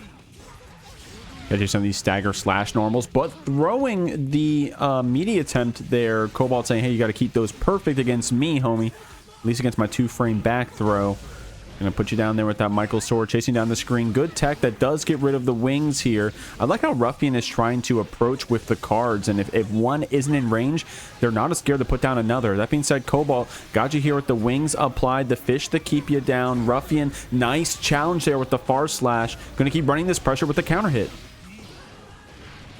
Oh, another reversal throw, getting so much value. Ruffian getting a lot of these great hits, but unfortunately not getting the full conversions off it, and gonna get thrown for their troubles. But back to neutral here again. Cobalt gonna get clipped there on the attempt here. Catches out the recovery frames of that 5H, whiffing, and Cobalt taking out the second round, then bringing us to a round 3. Has a chance to go up 2-0 in the set potentially. But it feels like Ruffian's getting a lot of these hits, but these throws, the meaties are not meaty enough, and we are seeing where that can come and work against you. The wings are active, but a good 2S to fight out here from Ruffian. Yeah, I mean, look at these cards chasing you down. Cobalt saying, hey, hold on, slow down. 6P to keep you back. The burst does get spent here. Trying to approach to get advantage of that card, but Cobalt taking advantage of that Mistfinder stance state to get a jump in on her own, catching Ruffian off guard here. The wings cranking, but going for the tech, gets a back throw for our troubles. Cobalt getting caught with the overhead here. Ruffian trying to bait out that burst, but it's actually reversal super. The next hit for either player kills. I'm looking at that meter on the side of Ruffian. We'll come out here. The ice is on the RC to go forward and bait out the burst. Great stuff by esteemed Ruffian. Kind of recognizing what Cobalt was looking to do in that defensive situation and calls it out. And a lot of times, when ice is set up, a lot of players aren't too comfortable on how to navigate it here. And funnily enough, like that ice normally pushing you further away with the 5H. It didn't go too far, so the Farsight was able to catch after that Mistfinder cancel. So Ruffian there just kind of, surprising Cobalt, at least with that hit. So we got one apiece here. The set is still young. This set, of course, still the first to 3. So we'll have to see if Cobalt can still kind of maintain those knockdowns there. Because it feels like, once Ruffian has to block there, not quite ready for some of these dizzy setups again. But we've all blocked Johnny before. No one enjoys blocking Guard Crush 50-50s. So we will have to see how it goes as we get further into the set here again. But Ruffian has Cobalt stuck in this corner, going through the wall, only 7-second in, and already lost within half your life bar. Oh, okay. Gets a second chance of life there as Ruffian, unfortunately, is going to whiff that super. Cobalt still having to spend her burst, trying to get out of this corner. Definitely very active in the air. He's been paying off to try to get around some of those cards, but Ruffian trying to catch on a bit. Nice throw here. Going to give both players this 50 meter to fight with. I like that 2P fuzzy to try to just keep this opponent off you. That being said, Cobalt spends that red RC. Going to take Ruffian down to the corner here. Push you to the wall then, broken with that far slash. a good chunk of damage. Great routing here as well. Cobalt gonna have to play a little bit of defense then, just access to 50 themselves. Good K Finer, puts you back to that full screen point. There's that H, Michael Sword, no hard not to then try to get that 5D space and get thrown for their trouble. Good side switch with the JK as well off that throw. Ruffian bringing a little bit of mix as who needs cards and Grog Crush then. Hit him with the old classic fit back to back, but a S sword reversal there. Actually anti-airing Ruffian again, putting them to this corner. Nocta coming in again, Guard Crush at the ready, card reset again, block this high-low buddy, and Senga to break the wall. Ruffian is off right now, absolutely moving through it. Good frame trap into that S sword. Oh, I like that preemptive 6P there from Cobalt, but Ruffian was able to space it out. That far slash connecting, trying to get the OTG Finder to close it out. Any hit will kill, even Chipp at this point, and that's going to be Ruffian getting our second game here on the board. Gotta say, been doing a great job of picking the opportunities to go for that two-step neutral, you know, setting up the card and then chasing it down.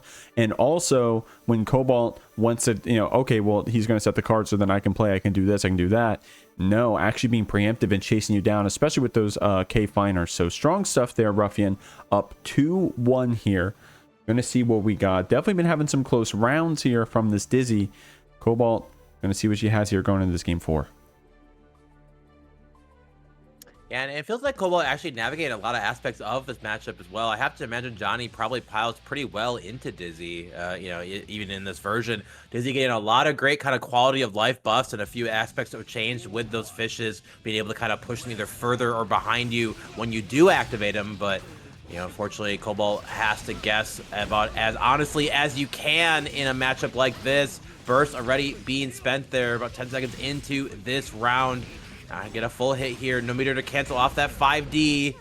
This thing are going to frame trap here again. Great routing. No wall stick. Keeps you locked down in this corner. One more guess. Messed up the forward. Heck, you know what? We got 50. Let's do it again. Ruffian here. Just absolutely keeping the pressure on. It feels like Cobalt's not quite able to find out one more round. We'll have them winning this set. Good fuzz jump here again. Able to fight out here. I love this patience now from Cobalt so far. Getting back into the set here. Good throw tech by our players. Nice job with that sliding meaty here.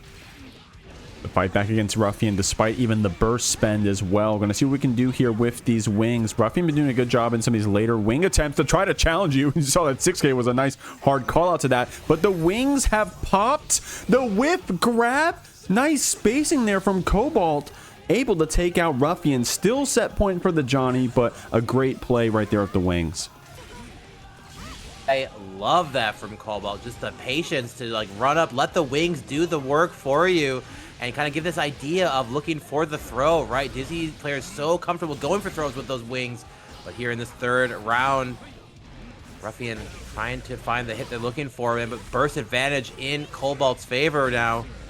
Oh, this time here, Twist gonna get clipped out there by the Nsenga.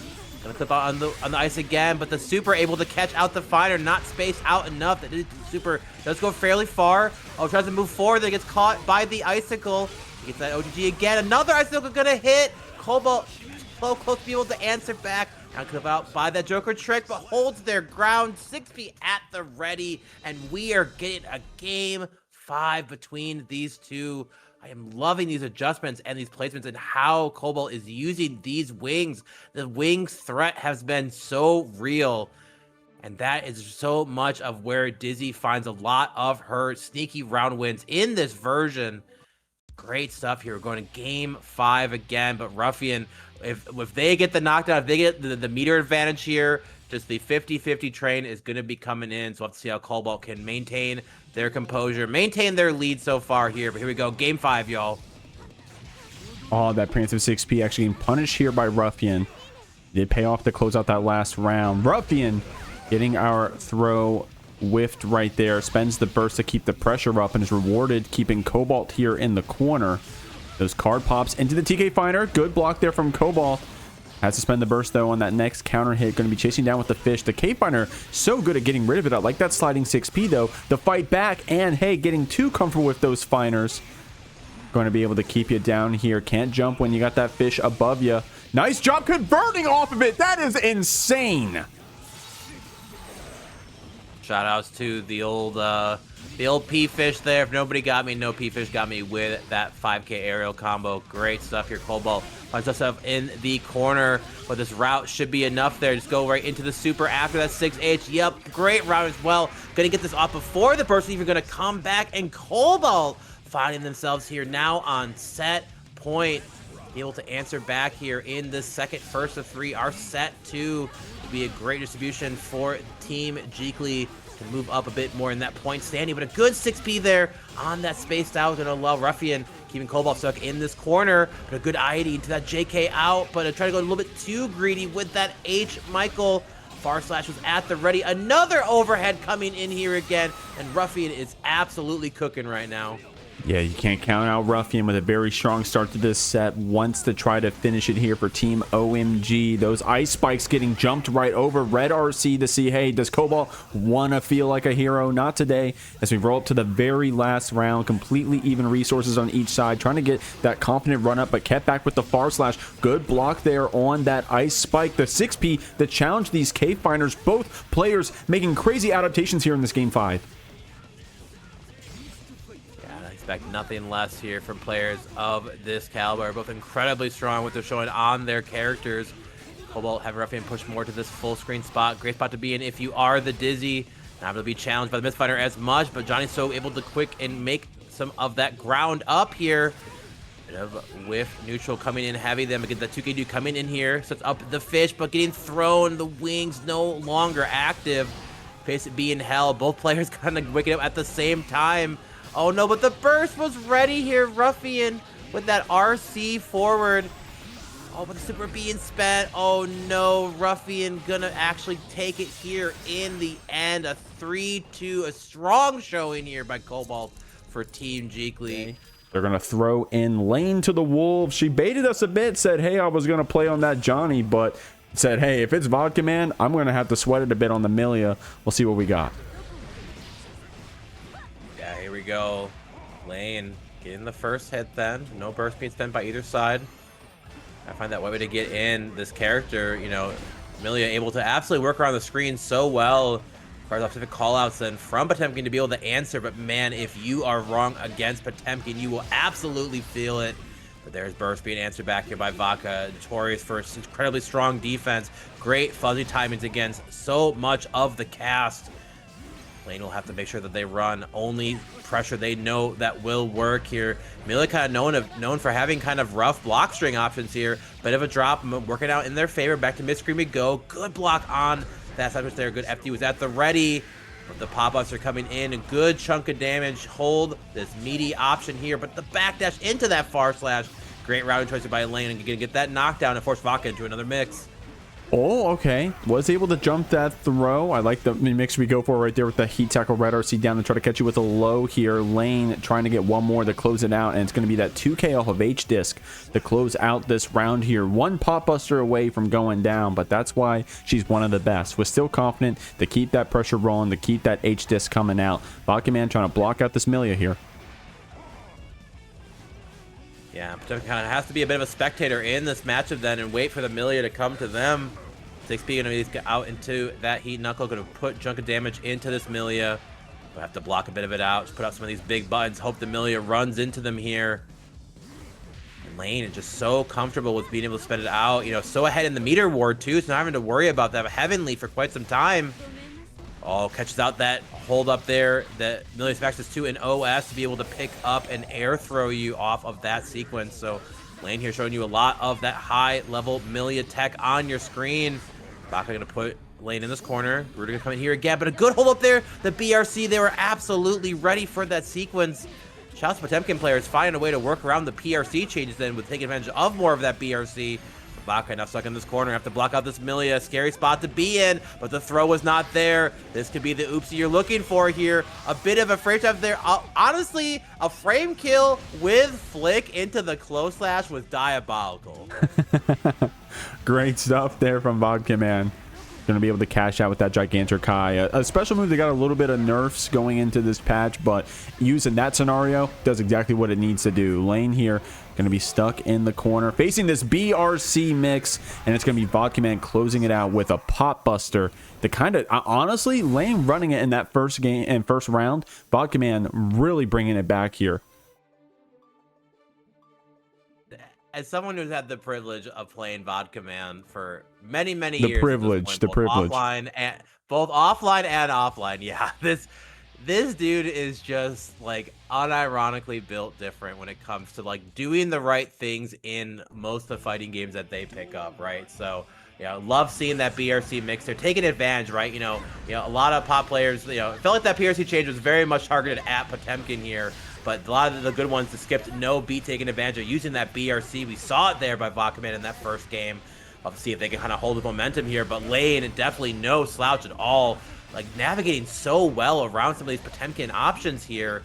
But this is Vodka Man, an absolute demon on defense and offense. You have to be at the ready here. So far, Lane keeping them stuck in this blender here. Liking what we're seeing. Good blocks there from Vodka Man, despite that H-disc pressure, but catching you with a deep layer with the throw. The JD that catch Vodka Man, trying to challenge out of that disc. Lane patient here, waiting for a positive bonus to crank up. Vodka Man not going to be a hero, going to be going down this round. Great stuff from Lane. Yeah, and I can definitely understand that there. While you could potentially build up a burst again in the second round, being that big body character, definitely not quite a guarantee going into this round here. I love it. Actually, there's that burst, stops out that good anti-air 5P from Lane. Back to neutral we go, though. Falls in with that JS and clip out. Just with this Millia slap, but there's a deflect shield here. Great, taking advantage of that system mechanic. So good. One of your best options against Garuda, no matter what character you're piloting. But here we are, Lane doing their best here. I love that round. The Compel going to be able to clip into that Bad Moon here again. And just not trying to overcommit too much right now. Doesn't want to get hit for their troubles. What I mentioned earlier, Millia a bit strugglers in that kind of block string department of the game. For how fast and nimble she is, pretty much okay with it here. But Vodka having to block all of this out, trying to figure out when do I get my chance back to press here again. I like how we were pretty patient with the FD spend to try to keep the meter when we did get that chance to fight out. Lane, however, going to try to close out this round despite how much meter was on the side of Vodka Man. Lane not giving you the chance to spend it, closing it out with Bad Moon and evening up the score 1-1.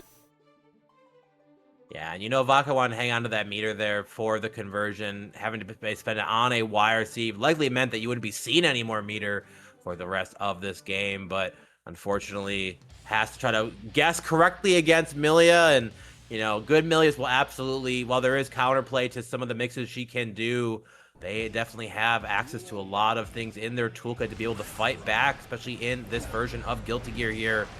Good clipping so far here in this game 3. Vodka Man off to a great start right now, ready to get in the burst out of lane. Good IBFD holds a bit of spacing here again. Oh, tries to get a bit of a grab, not going to actually connect. Then the Capel coming through. Miss Millia character, so sneaky and hard to guess right multiple times against. Even if you're a high health character, after a while, you just be like, heck, I'm going to send it out here with that burst again. Trade going in the favor of lane, pushes you all the way to this corner. Good block on that RC into the overhead, though. Big routing coming out here from Vodka Man. You might actually be dead. Oh my god! Oh my god, that killed! That was one whiff throw. Vodka Man with the meter close out that round. Holy shit. And that's what I was telling y'all, guys. People, hey, you may be sleeping on Team Jeekly, but you can't when you got Vodka Man here in that first to 5 set. By the way, we're playing all the way up to 5 games here, no matter who comes out on top.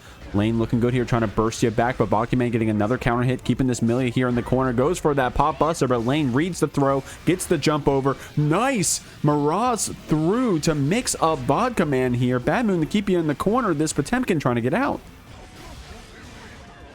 Ooh, yeah, but catches up there, maybe holding up with a jump there. We all know Millias love to jump, and Vodka Man had the right read and moves up in this first to 5. Now 2-1. Over lane so far here for Team OMG, but yeah, we'll see how Vakaman continue to kind of add these things out. And you're just seeing here, Vakaman just playing good defense. And Millia is not an easy character to block out for as long as Vaka is showing. There are some, of course, some, you know, OSs that help be able to answer back. And I think Lane is kind of feeling the frustrations of the Millia Potemkin matchup. And we are going for the Benjamin install. Johnny's coming in right now here in this game 4.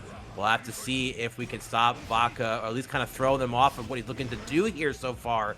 But so far off, our players playing a bit of that neutral game plan. Good tech coming here through as well. Gotta be careful on those misfinders, though. Vaka definitely been known to flick a couple of these options here as we go through. But a knockdown coming in. This is where Johnny wants to be. Guard Crush in your face here. Oh my god, these blocks are, dude, the defense from Baiken is already crazy. Look at the walk blocks that we've been doing the whole set so far. Nice 6P there on Nsenga. Baiken ready for the first one. Pulls up here at this mid-screen distance. 6H footsies to put this Johnny down in the corner, having 50 to play with, but Lane actually going to be spending our first 50 here on that Cave Finder Fast RC. Oh yeah, but minus 15. Don't punish me, Lane says. But Vakaman not following the meme, not reading that memo. They're trying to dash up again, but the window was ready, and I love that they're keeping Lane stuck in that corner, even if they're, but dash block timing going to get messed with that window. Johnny kind of unfortunately stuck in that animation till quite the end, but a good far slash going to get that knockdown here. Spooky spot to be in. Potemkin absolutely terrifying, but Vaka so comfortable with only pressing when the time is right. I promise you, he is looking at your meter. He is considering your options. While you're going to be able to RPS sometimes, you cannot always be right against someone with defense like this. This time low. Gonna get caught here by that delayed out 2D. Not a lot of damage for that PRC throw, but keeping their sequence going here. Retreat out here as well again. The 50 is coming in out. The Guard Crush is so heavy. 2 hits coming through, but both of them coming off of PRC and no real damage from it. Some great blocks here from Baiken, but that means that Lane has been able to spend this meter to keep that pressure up an insane amount of time. I mean, we're down sub 50 seconds in this round. Baiken been spending a majority of that blocking. Lane trying to close it out with that PRC and flip in. Trying to close that distance. Baiken patient with these walk blocks, but getting punished on that Mega Fist forward. Lane with a 2P, well placed, closes out the round. There we go, round 3. Lane starting to get more comfortable here with this Johnny against Vaka. Vaka definitely trying to find out their right sequences. We saw before, Vaka able to fight out with some of these 6Ps and answering back with this Johnny pressure. But just like with Millia as well, you can't block forever. Burst being spent here. Couple deals coming out here. Keeps the Guard Crush sequence coming again, but this time the throw going to get clipped out there by that Nsenga. Forcing Vaka having to burst. Both characters back to neutral. Vaka slowly able to walk it for us. Looks like getting 50 meter of their own. But danger now for Lane. Cannot go backwards much longer at this point. Without potentially worrying out losing out and going to that negative penalty. But here comes the FD jump in. Great utilization of that air deal into that PRC to get that combo to keep on going. I was like in this corner. They're sending it out there with the Garuda. Big chunk of damage to catch you for holding up. Maybe even a backdash as well. Wire seeing back there. Lane trying to play any defense against this character. Oh my god, Baiken trying to mix it with the 5D. Lane with some good blocks, doesn't fall for that one. Shows you this awesome 6K route again, and in the threat of a potential throw, Baiken gets the hit, the strike, and closes out that very close game 4. Now, reminder, even though Baiken's got 3 games, this is a first of 5, so we still got more of this set to go.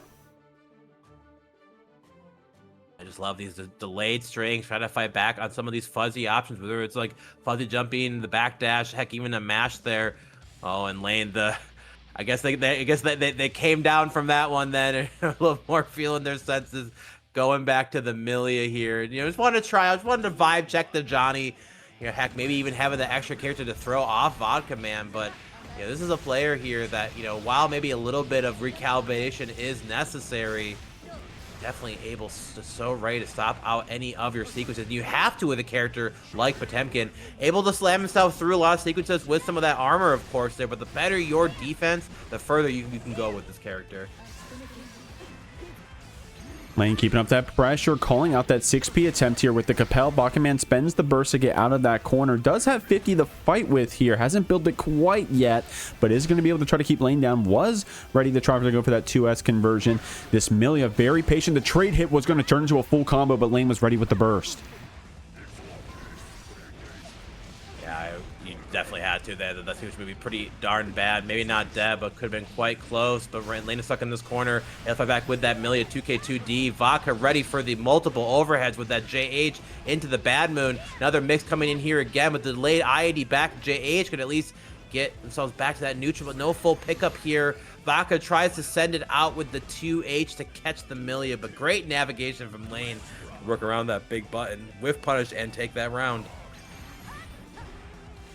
Good blocks here from Vodka. Lane saying, okay, the Johnny was fun.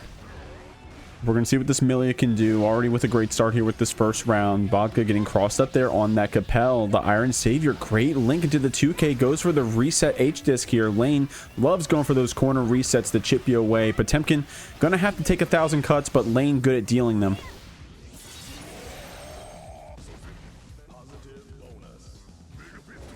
Here we go. Farsigh's going to be able to collect, clip, and connect. Tries to keep on working their way through. PRC's back. Oh, but the close edge going to find themselves and connect. Keep this routing going. Good chunk of damage coming in, and Lane doing an incredibly good job here in this game 5. Moving back to that Millia, moving the score up to 3-2, but still has to put up 3 more games to be able to do it, but feels like Millia might just be the way. The Johnny may not quite ready then for the level of caliber player that is Vodka 876, but we'll see here if Vodka can kind of RPS a little bit more correctly in the right spots there. But I feel like the good defense is going far, but having to block a character like Millia forever definitely can be a little bit tiring, a little bit daunting, I have to say. See here, definitely got a set on our hands. Wow, that was the first flicked disc we've seen so far, and it took till game 6, if I'm not mistaken. Sorry if I'm wrong. Great stuff there. Lane going to be in the corner here after Vodka with a really good just block. Reacting to that Millia pressure. Nice heat knuckle to scoop you out of the air. Millia can be a hard fly to swat. Trying to catch you with that close slash, but with the BRC slowdown was actually able to call out that backdash as well. Great stuff from Lane. Bursting Vodka back into this corner, not trying to take any more of that sequence, then tries to force themselves through with that armor, then got a bit of a trade there, but a good fuzzy jump, going to get themselves out of Vodka man sequence. Will we see a burst out of Vodka? Not quite yet. Trying to block as best they can. Good 5P to get ourselves started, and being rewarded for good defense. No burst, need to spend the necessary. Vodka man getting that round, going into this round 2 now with that full meter. It can help so much against character like Millia here. Not trying to come through. Good blocking from that high-low.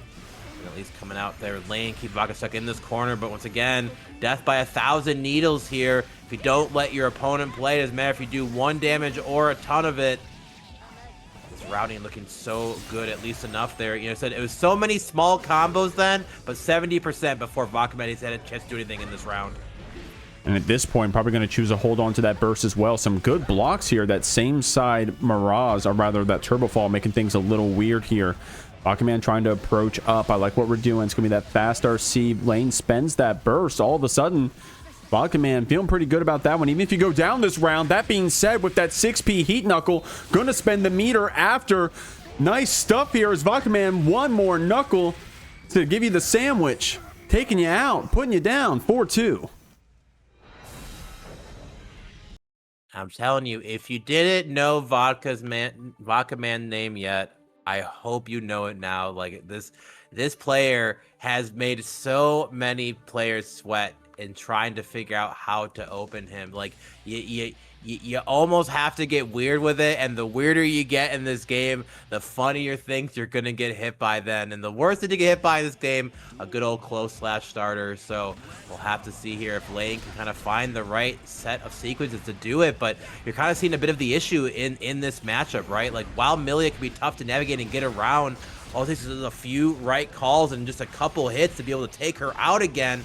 But Lane looking pretty darn confident here in this game 7. Already got the burst being spent out here by Vodka. Gonna get that hard knockdown. Keeps it same size this time. But another overhead to come out with that bad moon. Not breaking the wall quite yet into that throw. Reset it one more time. This time the throw attack gonna come through. But Lane looking so ready for any of the potential layers that come after you even know that stuff here. This is some high level strive, Jeek. For real, Lane going Ultra Instinct after that last round. I gotta say, Vodka Man still keeping up that preemptive pressure, checking you back with those 5 Ps. I like this slash pressure. Lane not falling for it though. Great reaction there to the flick. Does get a backdash here. Spends the gold burst saying, hey, I need this round, and it looks like we need one more hit to get it, but the 5P conversion there from Vodka Man gonna be chasing it down. The BRC, the slowdown, catches the backdash with that close slash, and Vodka Man goes to set point. I almost hate how good Vodka Man is at this game. Like, it almost makes me mad. Like he's so good, and it's like he spends meters so well, and I love covering yourself for so many potential options. You know what, fair enough, thinking the Millia player is gonna jump, trying to go for that HPB just to kind of get the last bit of dopamine hit you might get in your sets tonight here. But this Potemkin zoning going so good, blocking out on all of these lows. Lane, not much else to work with. A little bit of meter, but not gonna get a combo off that stray hit. Good 5P anti-air though, so it's a great place to get started. Ooh. Yeah, great stuff there from Lane, converting that 5P into an H-disc situation, and now she's running away with it. Vodka Man only needed one more hit to close out the round, but now Lane bringing us down to a last hit situation for either player. It is the Potemkin using that red RC to keep the Millia down here in the corner, but one last air throw to close the set. Vodka Man 8-7-6 wins this for Team Jeekly 5-2. North Carolina's biggest fighting game tournament returns. SQXL, The Promised Day, brings you a non-stop lineup of 15 anime FGC favorites with an expanded registration cap. Join us at the Durham Convention Center on October 3rd and 4th for 2 days of grassroots competition in all new titles, including Marvel Tokon Fighting Souls, Avatar Legends, and the 2026 Makai World Cup for Vampire Savior. Early bird registration goes live May 8th. Follow us at our socials to save on your badge. Our third match of the night, y'all. Definitely an explosive one for you. 2 close teams here in Group A. The home side, Season 1 heroes with TestYourLuck, aarondamac, Leprees, and Zintai going to be coming out against Noodizzers on the away side. Peluna just getting 5th over there at Combo Breaker, showing up for the JeekLeague. Going to be ShadowWarrie and Ellie as well on that roster. Beasto going to be taking the stands, rooting on their team. Okay, yo, Beasto from Team Noodizzers, how we feeling? We're feeling pretty good. We're feeling pretty good. Okay, so real quick question. What class do you play? I see you're an orc right now. What? I play Orc Hunter. Beastmaster. Okay. You ever play Marks or anything like that, or? I dabble, but like I gotta have the 2-pet. Okay, I feel that. Yeah. What about survival? You don't like playing melee? Not really. No. Okay. Are you an OG hunter? Like you were playing survival before it was melee? Because they added that in, what was that, Legion? I started in BFA. Okay. And then they added they re-added Classic, and then that's when I started playing Hunter. That's what I'm wearing. That's what the picture is. Classic player. Classic. Got it. Okay. Yeah, I'm hip. Okay. I play a little bit of Enhanced Shaman myself, so I just wanted to drop that. Okay, so Beasto from Team Noodizzers. Appreciate you. Let me talk about WoW for a second, but let's talk about Guilty Gear Strive, and let's talk about Team Noodizzers, because y'all tier 3 team, by the way, but killing it up in Group A. How you been feeling about JeekLeague so far? We've been feeling pretty good. You know, we do have #1 Dizzy, top 5 at Combo Breaker, Peluna. So we're kind of just seeing how we don't believe that she'll drop a game for this entire set. Okay, all right. That's our whole plan, is that she doesn't drop a game, and we just need to clutch up a few wins, the 3 of us, and then we can get to playoffs. Well, I mean, if y'all been following the scores, exclamation point bracket for those in Twitch, if you want to check that out. I think Group A has gotta be our most competitive group in terms of, I think the top 4 teams in that group are all within 2 points of each other or something fucking crazy. And it has only been 2 weeks, so we'll see how everything unfolds. But Noodizzers versus Season 1 heroes, your opponents, this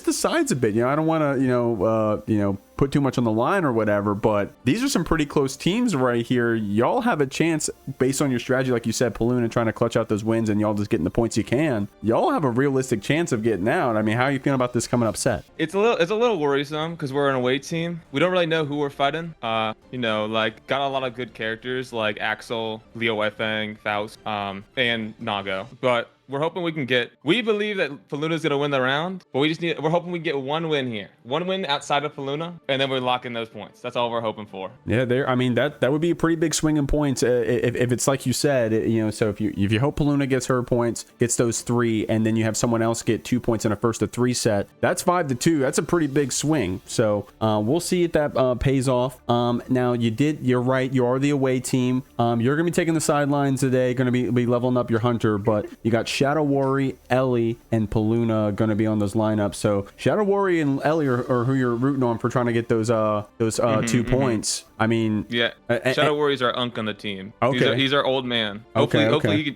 you can teach an old dog new tricks. Yeah, I mean, you're the classic WoW player, and you're calling someone else an unk. That's crazy. No, I'm just playing. I'm playing. But okay, so we'll see how that plays out. You know, if Noodizzers definitely got a lot of fans. Tier 3 team, by the way, y'all definitely making us sweat for those seeding choices we made, but it's been putting up for a good show so far. So Beasto, we're gonna send it off to your team against Season 1 heroes. Any last words? No. Dope. All right. Well, good luck to your team, Beasto, and have fun watching. Yep, thanks. Of our third set of sets here as we go into it, we're gonna have some Leo versus Chipp.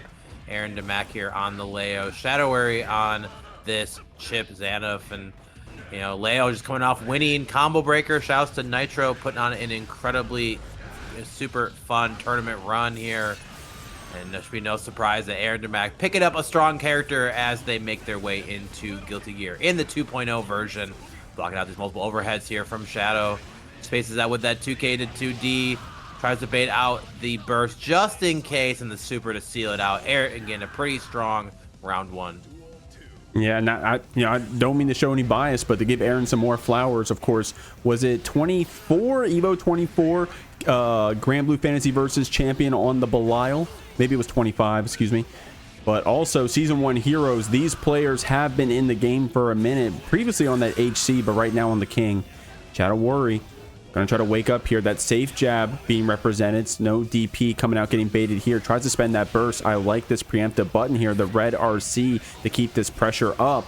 Gonna keep you in the corner. Tries to go for that 6K overhead. Aaron ready with the flash kick and the cross up to close out this first game. There you go, definitely blocking out that sequence just to have to deal with Mix immediately after that back turn coming out here.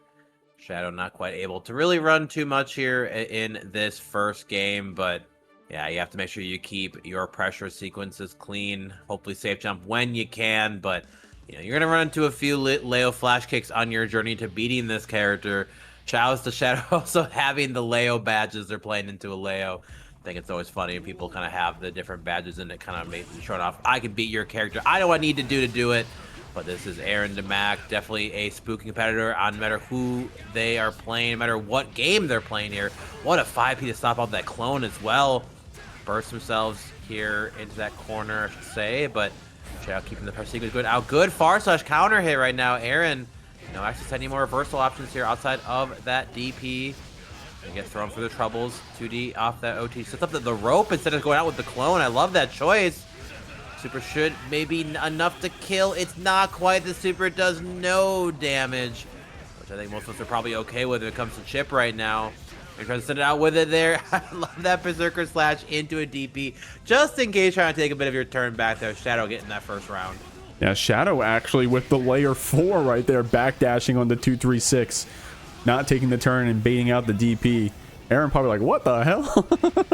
But great stuff right there. Awards you with that round. You see Aaron trying to check with that 2S. The 5D is the mix. Going to see if Shadow wants to spend that burst, but not here on this side of the wall. Sent through here at the 236. Neutral we go, though. He's about the plan there, but a good 2S. Get yourself started. I love that additional combo routing that Chipp gets access to in this version now with being able to do the multiple blades. And obviously we're going to come out here. Hopefully we get very good. Jump going to be able to cancel that out. No super to go through with the wall, so back to neutral one more time, but one hit is all we need. Basically was able to connect them, but actually gets clips out with the JD. Good stuff to Shadow. Answering back here in our game too. It just kind of cleaned up a lot of the pressure sequences, and Aaron not quite able to fight out as confidently as they were in that first game. Had 50 to spend here after, goes off with that PRC. Maybe tried an air throw, or probably had to lean on that DP if they wanted to fight back a button for button, but Shadow here just cleaned up what they needed to do. Takes that game 2 as we go into game 3. Once again, we are in our first 2 sets right now. We are back to that first of 3 sequence again. Baits out that DP. Shadow here showing what they need to do to stop this Leia White Fang. Another DP baited out. This time you got the rope punish as well. That super, I think, will take us through the wall. Oh, okay, and they're just going to get us in the wall. But the empty 6K there, going for the low instead. Aaron getting out with that JD, and actually gets a punish with 5K as well. There's a lot of damage to still deal to this Chipp here. Shadow having that 50 tension to spend. Doesn't get the overhead, the PRC to try to fix it, but Aaron was ready with the back throw. And this is spooky. This is incredibly losable against a character like Leo. Yeah, gonna have to burst here. I have to stay in it then, but actually gets clipped for their troubles. Great recognition and hit confirmed by Aaron, and gonna get that kill. Go up in this third game. First round going their way. 2S counter hit, but no full pickup after. Clips out that actual IED attempt from Shadow with that 5K. Play through the wall, 50% for your troubles then, but great frame trapping here so far. Hit out with that great Leo routing here. Good to that super. Does not do a lot of damage. Chipp gonna go through this wall. Blinking health bar at the ready. Access to that full burst. One will be coming out here. Trying to FD out all of their problems. Simple frame trap gonna do it. Perfect. Going aarondamac's way. One more game and they will take this set. But we saw Shadow do it here in game 2, answering back to Aaron's onslaught on this king. But Aaron with some great adjustments to fight what Shadow has been showing. And yeah, I kind of felt like once we chose that double jump option, really had no way to maybe get out of that corner. It was looking like a pretty uphill battle to be able to do what they need to do to take it. But here we go. Game 4 is on the way between these two. We'll see if Shadow can adjust to what they need. And actually, we are making the switch here, bringing out Dizzy. And you know what? I find it interesting if you had Dizzy this whole time. And for how I hear Leo talk about this matchup, I'm surprised you didn't bring it out first. Yeah, I mean, definitely Leo can have some trouble with those zoners. Aaron, however, fighting game connoisseur. Oh, can be patient when he needs to. Was able to cross over that ice floor without a second guess. Now going to keep this Dizzy in the corner and sending her through. Real quick shout out Rushdown Resort with that fat raid. Thank you very much, homie. Hope y'all Team Rush has been having a good one. Big shout outs to Medikit and big shout outs to aarondamac getting that monkey flip counter hit, canceling immediately in the super. Shadow going to be going down here. Set point for the Leo. Trying to find out, keep that space out, not trying to let Leo get in for their troubles. In the recovery frames with that 5K. The throw attempt gonna be backdashed right now, trying to force that burst out from Shadow here, getting to get that knockdown set up. Oh, potentially went for another S sword. I wonder if that was maybe a fish set attempt that went awry. A bit of a mess up here again with the overhead. Gonna connect, keep this Dizzy guessing here. No reversal at the ready without that super meter here. Gonna put you through this wall. Not quite dead yet. Still has 50 meter to work with. See if it has a chance to come out here. JD gonna be able to clip. Back to the full screen game plan we go. We'll see how Aaron wants to get in. Leo has access to using JD to actually use the momentum and slide in, but actually gets a red RC to hit Shadow to be their opener. Like you said before, this is the team of Dizzy's. Saving Peluna in the pocket here. We'll have to see how Ellie does against the absolute behemoth of a Nago player that is TestYourLuck. So darn strong, this character, as you mentioned before. Season 1 here is aptly named. TestYourLuck have been doing so much work on this character, no matter the version. But Ellie here with some great routing, putting TestYourLuck ready through this wall right now. 50% of the health bar gone already. But basically, try to get a bit of that bite. Yeah, nose a little bit high in the blood department, but a good 2H to get ourselves started. To get a full combo off that. Oh, but not able to punish off the BRC. and runs into a 2S for their troubles. Ellie almost had the right call out there, but you have to be right when you are blocking against Nagoriyuki in this version, and all the versions, honestly, here. But a great H. Michael Sword counter hit combo. Push that all the way to this corner right now and get himself set up. I gotta say, Tess is doing a good job of using that super jump to try to cross over that ice floor. Ellie, of course, trying to represent those fish to keep you down. She tried to go for the wings, but Tess was able to get you with the knee in the face, canceling the wings. Going for that low after Shizu. It's going to be the mix.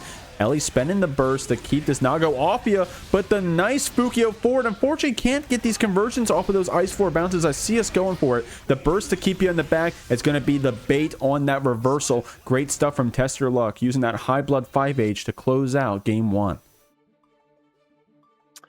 Yeah, Tess definitely kind of not, maybe being aware of like essentially once any character either side has hit the ice, the like level of gravity scaling gets cranked up to 11 basically. Like most characters can only get one hit additionally. I've seen Nagos go for either close slash or 6H if they are ready for that pop to happen. So we'll see if Tester can kind of adjust as that rounding goes through. But shout out to Ellie here, definitely not making it easy for Tess. And I imagine Nago kind of has to struggle to navigate around parts of this matchup right now, especially when they have spent all of that blood. High blood definitely means less special cancels. Those that want to get themselves popping, they'll get access to that new move in this version there to kind of put that blood build on temporary hold. The credit card, as people have been referring it to, haven't seen it come out quite yet in the matchup there, but a delayed trap option.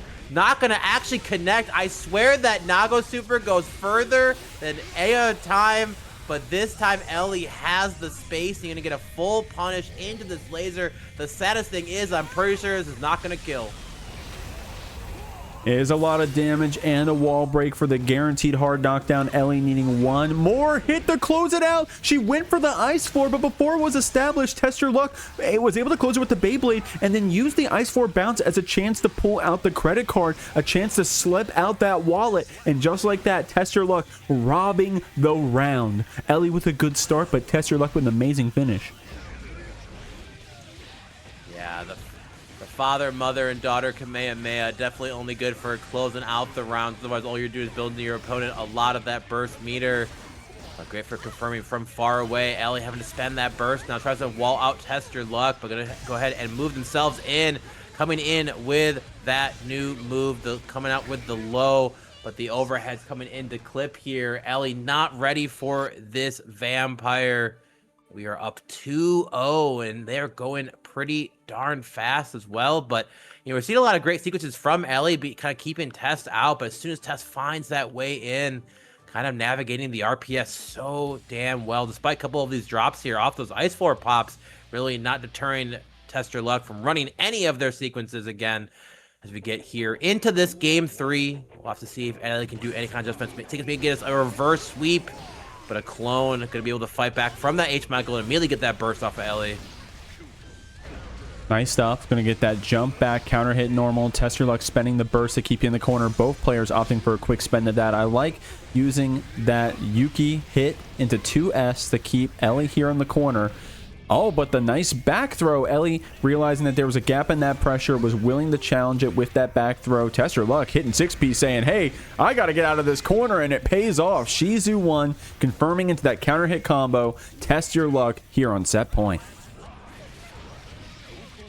There we go. Good round here from Test. Pushing Ellie away to this corner. Let me build up level 3 at the ready, but the credit card has been swiped. It is time to party. Good.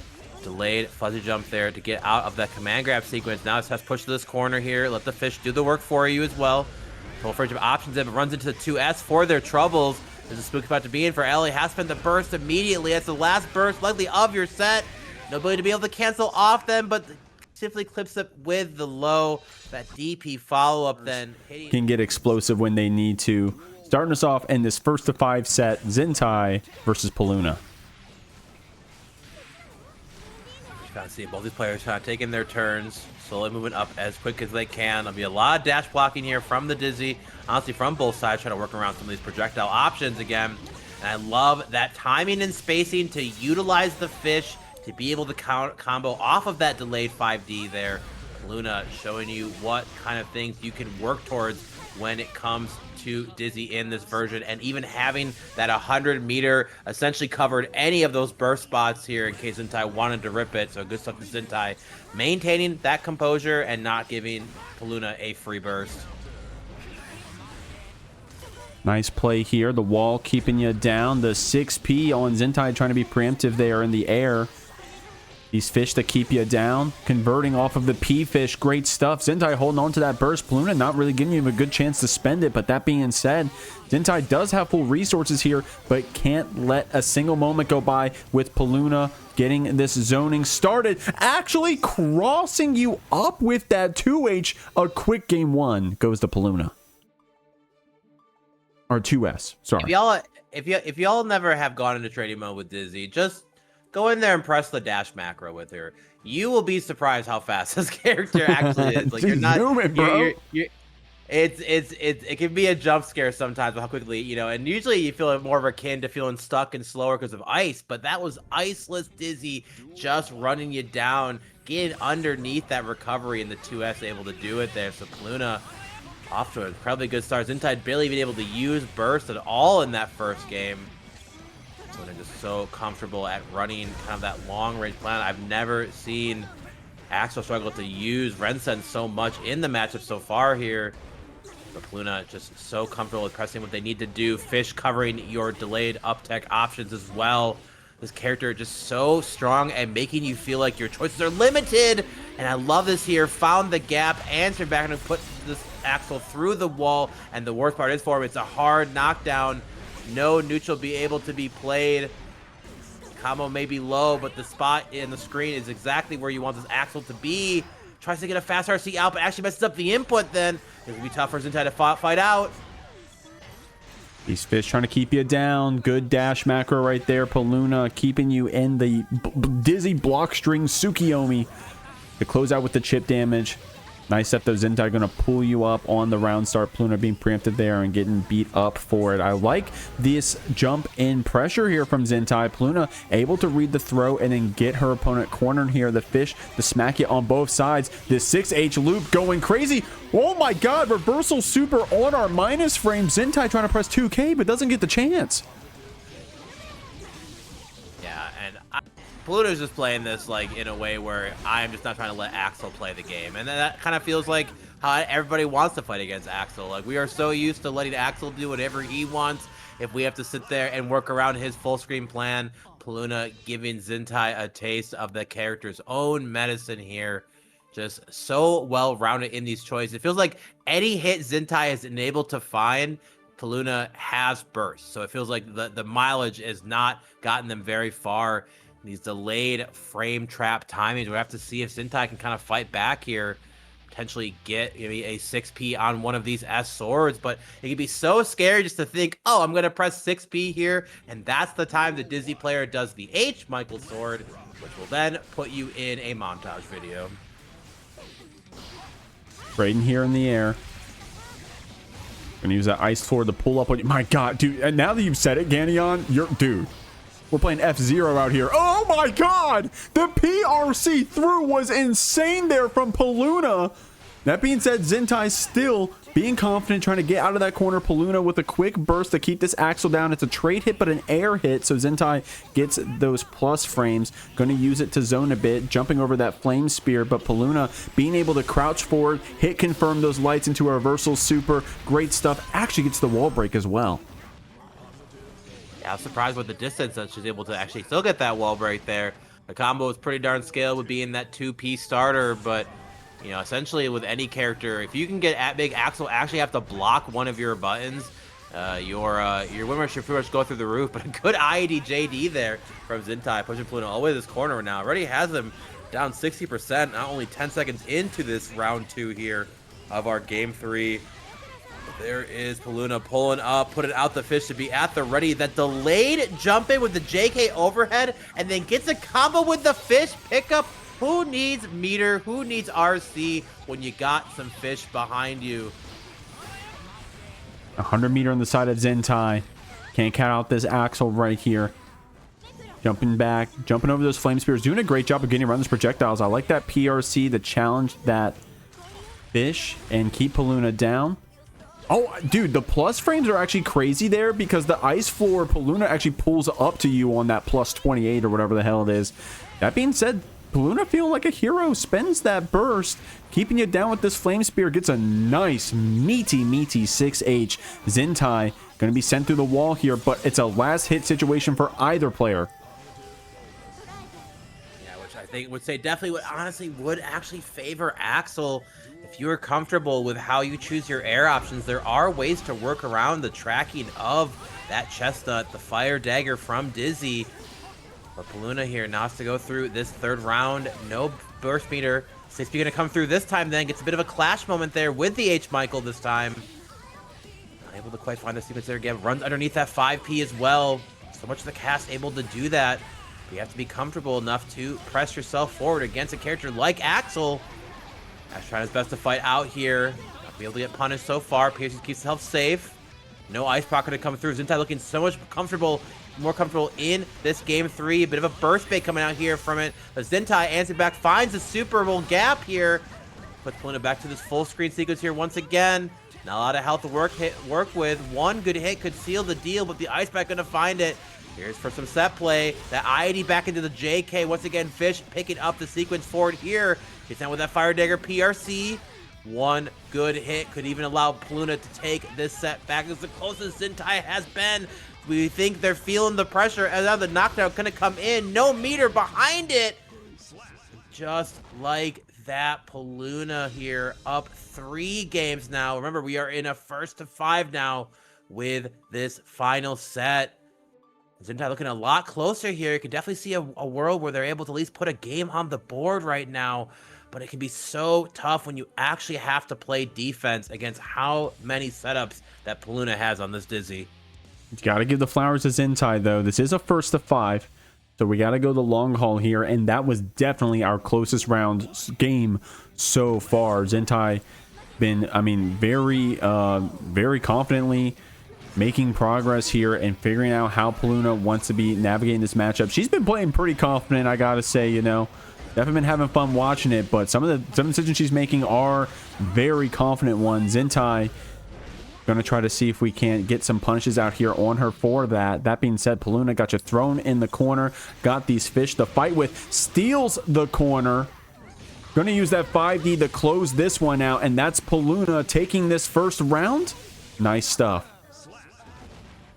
Yeah, I was a little bit unsure too with that extra gravity. A lot of times the ice combos, you know, it can be a little bit hard to extend them out to get a little bit more damage. But enough multi-hits able to crush out any remaining little bit of guts that this British man might have. Actually, I think, you know, being British, he has, I think, none, if I'm not mistaken. Oh my gosh, but using the ice to move forward with this combo. 2H to start it out. Oh, you're losing 70% of your life bar there for just trying to play the game. Peluna, you were an absolute monster on this Dizzy pick. No wonder why she has gone so far here, but a good hit by Zintai so far. At least put Peluna away in this corner. Love the routing here too. Going to put you through that wall. Positive going to start rolling in here for Zintai. Did not break with any kind of metered option then. So at 50 pretty soon here. Oh, I like that PRC. Saw that Peluna was pulling up with the 2K. Zintai doing a great job of jumping around it, trying to get those 5Ps, but Peluna being able to just slide right under it using that floor, using a preemptive JK to keep this Axel down. The PRC to get that meaty 6H after Flame Spear, and the low connects as Peluna is up in this set 4-0. Real quick, shout out to Content Casper for that raid, homie. Appreciate you. Hope y'all have been having fun on that Team Geo Illuminati. Scoping out your opponents here in Group A. Gotta say, Season 1 heroes with an amazing start here, already securing 4 points for their team, but Peluna up 4-0, trying to make sure that Noodizzers doesn't go home empty-handed. Peluna doing her best Vodka Man impression here, being that ringer for this team, but definitely saw some impressive stuff from all of our players there from the Noodizzers so far tonight. But this is Peluna, like I said earlier, like before his character was even considered to be in a, you know, good to decent place, Peluna was still making people think this character was absolutely broken, but the sequences are so good there. Great throw there, stopping out that wings. Momentum a little bit too heavy there on the ice. Peluna going to have to spend that burst. Yeah, she pulled in a little bit more. Head down with the super again here, but because the ice pushback on the block was not able to find a button to punish. But back to more of that neutral here again, working out pretty good for ourselves. But we are so plus, keep it in their face here. Make sure we finish the routing. We do. Zintai answering back incredibly well here in our game 5, getting that first round and having that burst advantage. Yeah, explosive round there from the Axel. Trying to keep Peluna from getting that floor down. There it is, though. Still trying to keep that pressure up regardless. Peluna pulling up, trying to be preemptive here using that floor. But Zintai with a punish throw. Peluna getting caught here with that 5D as well. Zintai about to close out this game. Peluna did just get her burst back. Is about to have 50 tension. And a very confident Michael Sword is going to put this Axel full screen. But great stuff. Zintai still catching you. Getting a game here on the board. Signs of life on the Axel. Yeah, it'd be a little careful to put out some of these, you know, because while the distance that Dizzy can go with some of these special moves, then the windup on both the Ice Spike and the Michael Sword can sometimes be too long and get yourself caught by that Axel grab, or which is, I guess, a hit nowadays in this version. So really good stuff there. Zintai putting one on the board, says no O's for my side, at least tonight here. But you have to make quite a reverse sweep, a 5-game reverse sweep. That's something you see too often in Guilty Gear today's version then. But unfortunately, yourselves walked right into that active Ice Spike. The left-right coming in through here. Will the burst come out? Not going to be right now. Wings of Light are at the ready, but full 8 seconds to be able to activate here. Good spacing. S-Tor going to find ourselves on the way in. Don't think we did press the 5K there, so we're going to get clipped by that super. So time to get a knockdown, at least to get yourself started so far again. But we actually were at the ready and sent out the laser anyway. I can't quite tell if we thought the ice hit and we wanted to do it, or if we just thought Zintai was going to take some space after. But we had that one in the chamber ready regardless. Peluna's on set point. Yeah, that was a crazy hard call out super spend potentially there from Peluna. Trying to get out of this game, this set with this Axel, because Zintai has been making that climb up here. I know he was Scooby-Doo running in place, but that was a great throw here from Zintai. Been pulling those out in spades and also doing a good job of jumping over these flame spears, never falling victim to those. Peluna using the floor to get this approach. Good just block here in the air. Zintai trying to keep that pressure up, catching Peluna on her air dash, stuck here in the corner, getting around those flame spears. The floor back out. Zintai trying to be preemptive to keep you back. So hard to find some actual routing and to get the knockdown. If you can at least get them to fall or tumble into the ice, you can get that HKD. Well, that choice is to send it out, get out of the ice there again, but too much jumping and get clipped there by the icicle. He's up to this corner now again, has to stuck in that dizzy sequence. Good FD in there. Really kind of stops out a lot of those fire dagger sequences here. No hero this time, Peluna, but at least it gets the burst out of Zintai, which means you're going into this round 3 with quite a big advantage. There's a good chance that Zintai will not be able to see a burst for this game. So a good 6P stopping out this Dizzy, be able to fight back in, immediately burst back out, put back into the corner one more time. Garcrush at the ready. Blue block on that 5D. We have to get right one more time. Fish keeps the sequence going. When are you allowed to press in this matchup? Oh, just out of space for both of those Michael Swords. Zintai with some good FDs, but getting thrown back down here.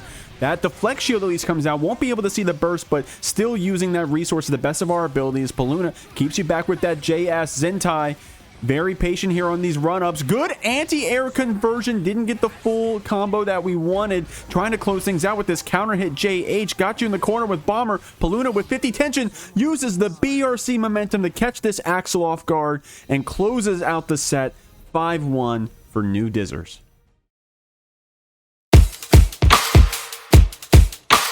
Two Bridges Events is a Wisconsin-based marketing firm that uses live events to get their clients the attention they need to grow.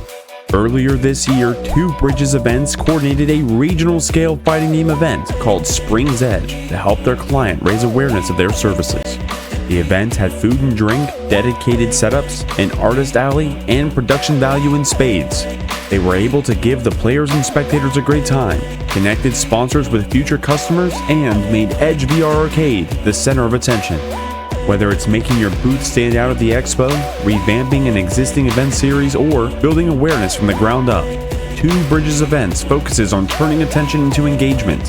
They truly believe that no business is too small nor industry too niche to benefit from the word-of-mouth impact that live events create. Consultations for first-time clients are always free. Get yours now at twobridgesevents.com.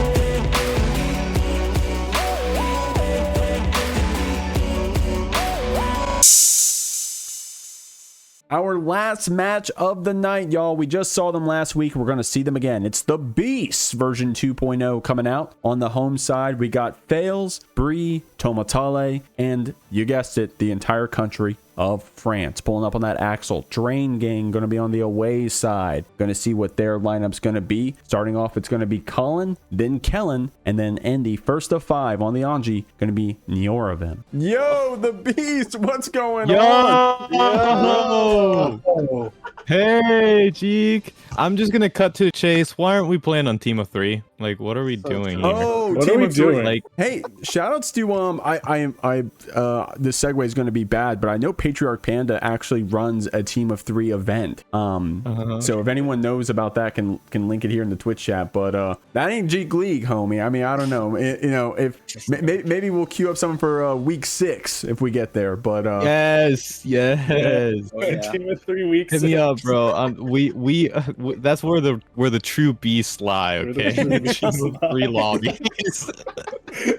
Okay. Well, so already out with the John saying, hey, meet me in my home turf in Team of 3, but tonight we're playing the good old-fashioned Guilty Gear Strive. We're going to be having 2 first to 3 sets and a first to 5 set. Now, the Beasts, y'all were just on last week. Now we got you back this week. You've had a whole week of relaxing, watching some Combo Breaker, hopefully enjoying the holiday. So but now we're back to work. How you feel about this match tonight?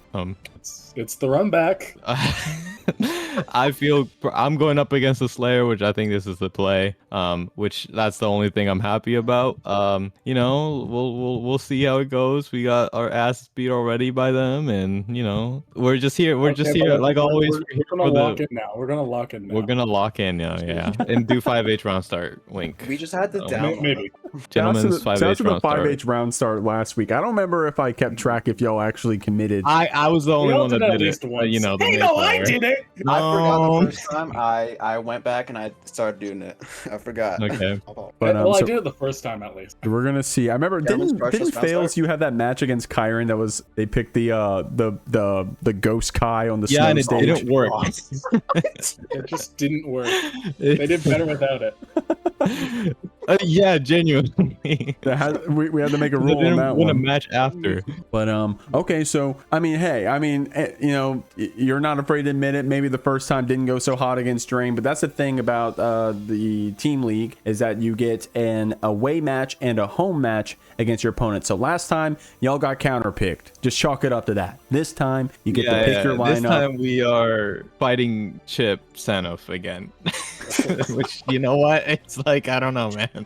Counter pick or not, that's a tough pill to swallow. Well, but yeah, you're right. We got this. We'll see. Well, we'll see. That's a cool thing about it. At the very least, it's another opportunity to show your stuff. So Beast, at least it's not Leo. There you go. Hey, that's true. It could be the king, but it's just going to be the Xanath apparently. But we'll see. All right, Beast. So appreciate y'all coming on. I know it's late, so we'll get right to your match. Any last words before I send you off? The 5H round start. Don't be lame. Thank you guys. There you go. Okay. All right, good luck, Beast, in your match here against Drain Gang. Yep. We're gonna win. Okay, bye, Jeek. We'll win.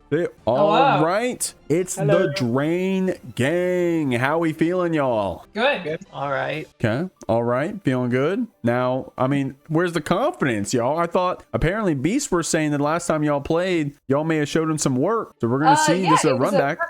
So how do y'all feel? We feel good. I feel confident. Okay. Well, there you go. Excuse me. So we feel confident out here going into this one. Let me double check the lineup. It looks like it's going to be Colin starting off, then Kellen, and then Neorvim. Am I saying that right, by the way, homie? Yes, you are saying it right. Okay. So Colin, Kellen, then Neorvim going to be in that first to 5 spot. Well, what was the thought process behind the roster? Now, of course, you have already played against Beast, so you got some prior information on how that set went. So did that go into how you guys lined this one up? I mean, Colin volunteered in the chat. Like, Colin and I were like already going to play the latter 2 sets, but Colin volunteered and Fox take a break, so that's all that went. Okay. All right. Well, keeping it simple out here. Love that. So here for Drain Gang here, if you don't mind just giving me a second, I'll actually pull up the challenge and see where you guys are sitting. So here in your group, y'all actually doing pretty well for yourselves, I gotta say. Do you remember what tier were you guys? A tier 3 team or a tier 4 team? Or were you tier 2? Tier 4, I think. Tier 4, by the way. Y'all in 3rd place so far in your group. Of course, it is only week 2. Rather, it's only been 2 weeks of scores reported so far. But I gotta say, y'all kind of kicking ass right now for how you've been doing in your group. I mean, is this what you expected?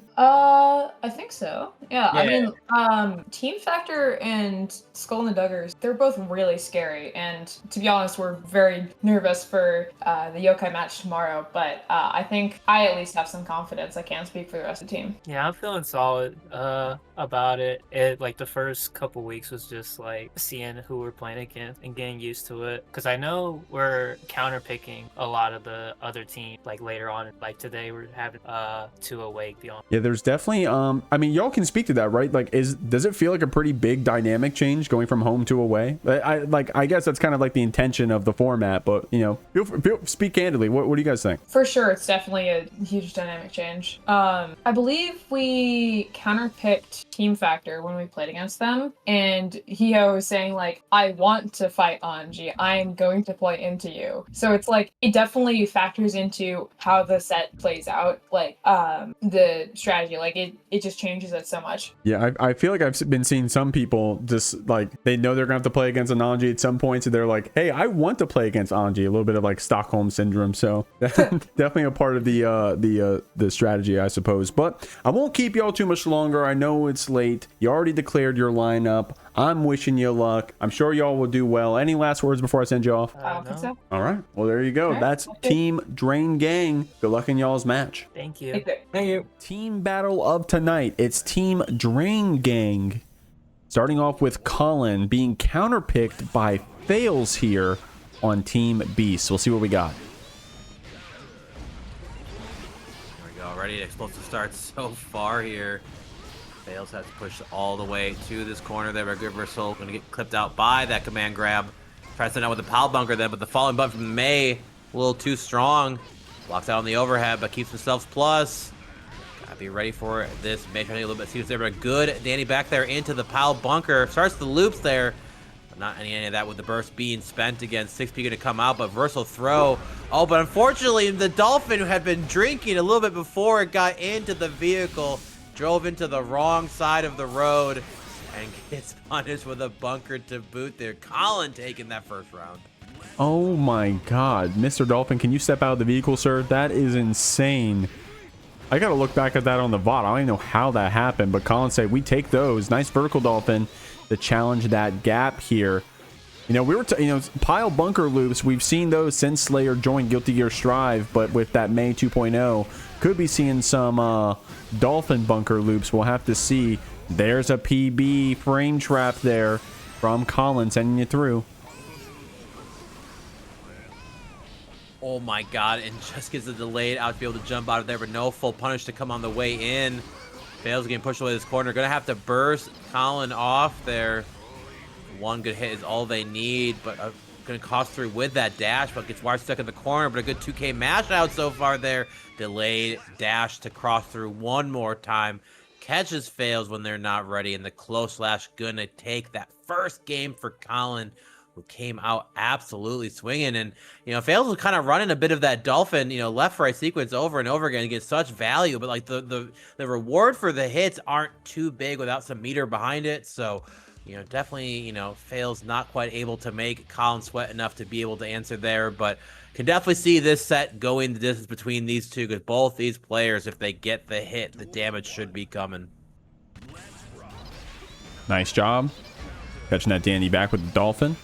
Jumping in here. Fails. Patient, trying to see if Colin wanted to do something crazy to get out of that corner.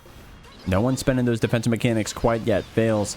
Opting for this death of 1,000 cuts. It's going to be the same side here. Going to burst you back on that first hit, trying to keep that pressure up. Does get a good block here on that Mappa hunch. And is rewarded with this pressure, but going so crazy with the Dolphins. Colin saying, hey, sit down with that backup throw. And the pile bunker immediately into this super. Great stuff. Colin trying to flip the round here. Yeah, these pile bunker frame traps have been getting so much value here for Colin. Good up Dolphin actually going to punish out on that first trap attempt. The punch went there. A delayed 6 feet to come out. Then bit of a delay made a bit out the burst. Not going to be given by Colin so far. They get their turn back here, but we had Willie at the ready. He has been freed, and just like your life bar has been. But going into our second round here, Colin leads advantage with the burst department, but fails. Definitely feeling pretty good about being able to answer back. Looking so good in that first game, but not able to quite do it. Let's see if we can see a bit of an answer back here so far. Tries to space it out, but the far's just going to get clipped here. Fast RC into that cancel, going to come through, bunkering through that wall. Not quite able to make it connect, and actually ends up whiffing here. Could be a dental disaster for Colin. You go through the wall here, going to get that hard knockdown, then no chance to spend that burst quite yet. What will the mix be? I mean, that cross up low. Colin immediately spending that burst, but another PB Mappa hunch after. Great stuff. Colin doing a good job of confirming those stray pile bunker counter hits into these big super cash outs. That counter hit S Dolphin going to keep the Slayer in the corner, and another counter hit for Fails evens up the score 1-1. Good stuff for the Beasts.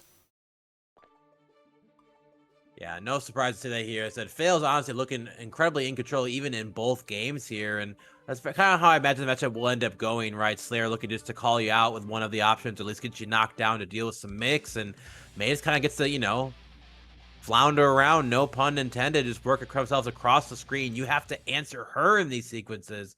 Colin finds some of those moments here, but going into game 3, I'll kind of have to see who's able to kind of maintain that control a little bit more. But I can definitely see the set making its way all the way to that game 5. Fails gonna mess up that jump in option, then burst at least Colin into this corner. Good frame trap with that 2H, and big hit was gonna get started. Immediately bursting back. Oh man, a very aggressive 6P there from Fails. Just the walk up normal to keep this Slayer down in the corner. Try to use those plus frames for a throw, but Colin with a good fuzzy jump actually gets out of the corner here. Trying to go for that Kara bite, but doesn't get it as Fails gets a punish on you. Keeps you in the corner here. Goes for the overhead mix, and with a super spend, that's going to be Fails getting this first round. Yeah, good stuff there. Fails just, you know, when they get the hit, the mix is definitely going to be coming in heavy, and you're seeing this up Dolphin. I swear, Maze already were so confident in doing up Dolphin before it got buffed, and now we're playing it in a version where it has even more use cases here. Actually, we have a taunt cancel there as well. Holds up to that space, but the Mappa hunch going to come through, getting that RC routing into a pile bunker hit. Good chunk of damage then. Back to that mid screen now. Good luck working around the sequence here again.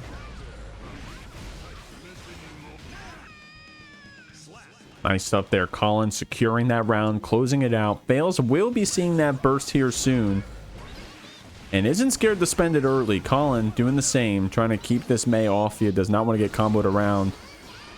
Gonna stay safe, even though our back is to the corner. But a nice vertical Dolphin to be preemptive against that Mappa hunch. But dude, oh my god, was that a wake up PB? Colin getting rewarded with a wall break. Yeah, wake up and Dandy's out, then you have to make sure you put out the right sequence against Slayer. They can use that movement tool and cancel it out, and actually clips out with a rise of reversal there in that 6H gap here. It's going to do so much damage. It is enough to kill. That is raw. Man. Colin put up another game on the board.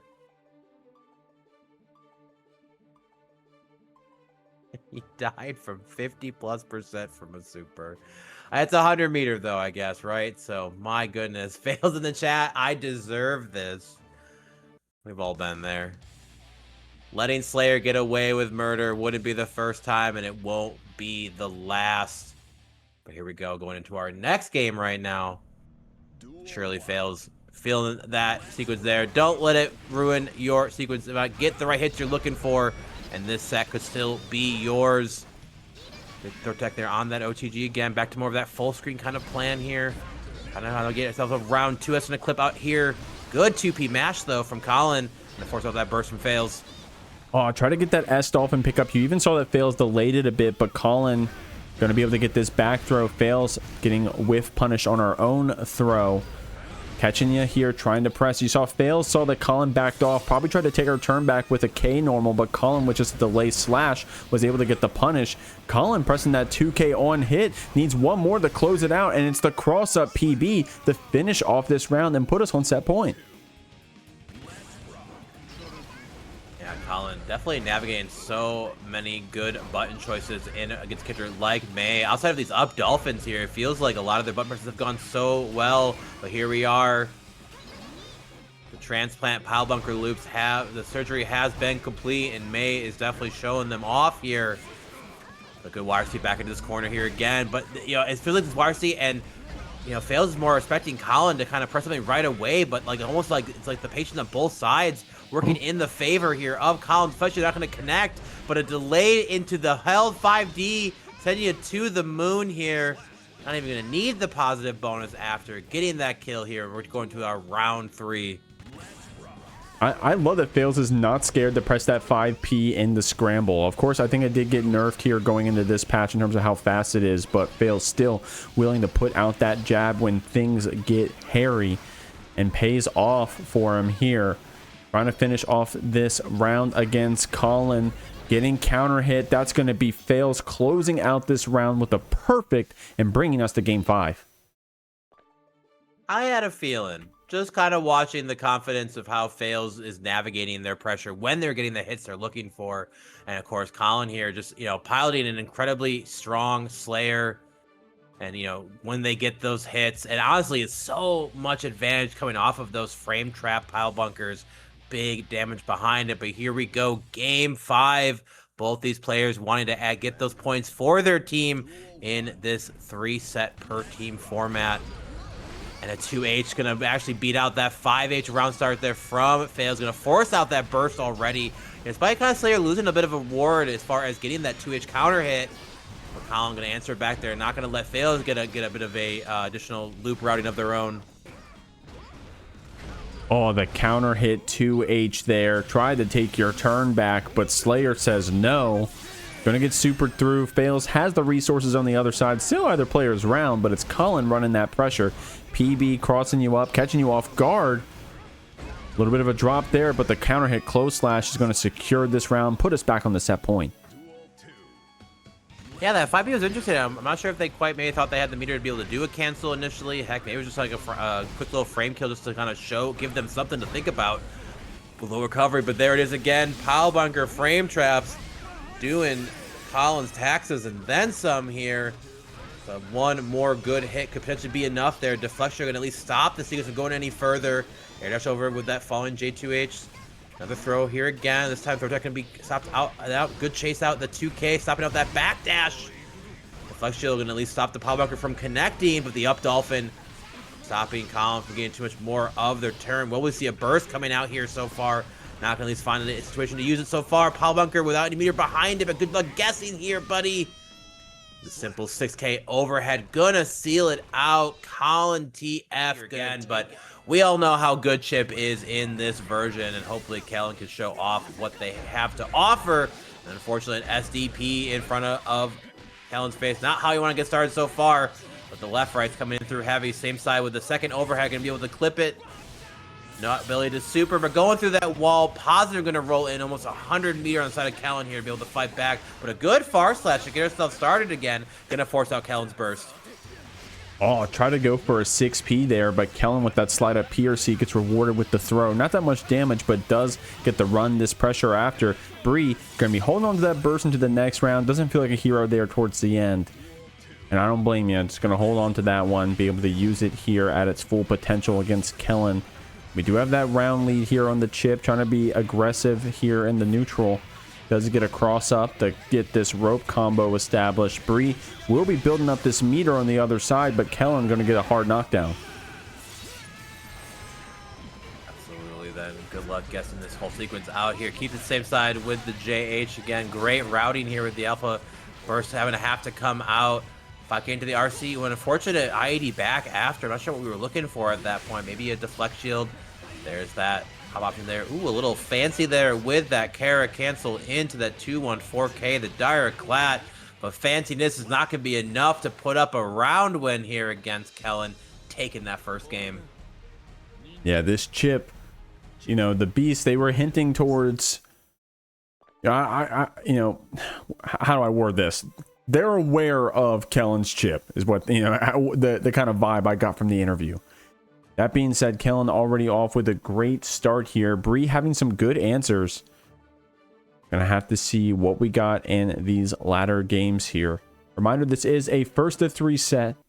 Gonna see what we have. Big shout outs to Callie for that raid, homie. I appreciate you. Didn't need to do that. Thank you so much. You're here just in time. We're halfway through our team set of the Beasts versus Drain Gang.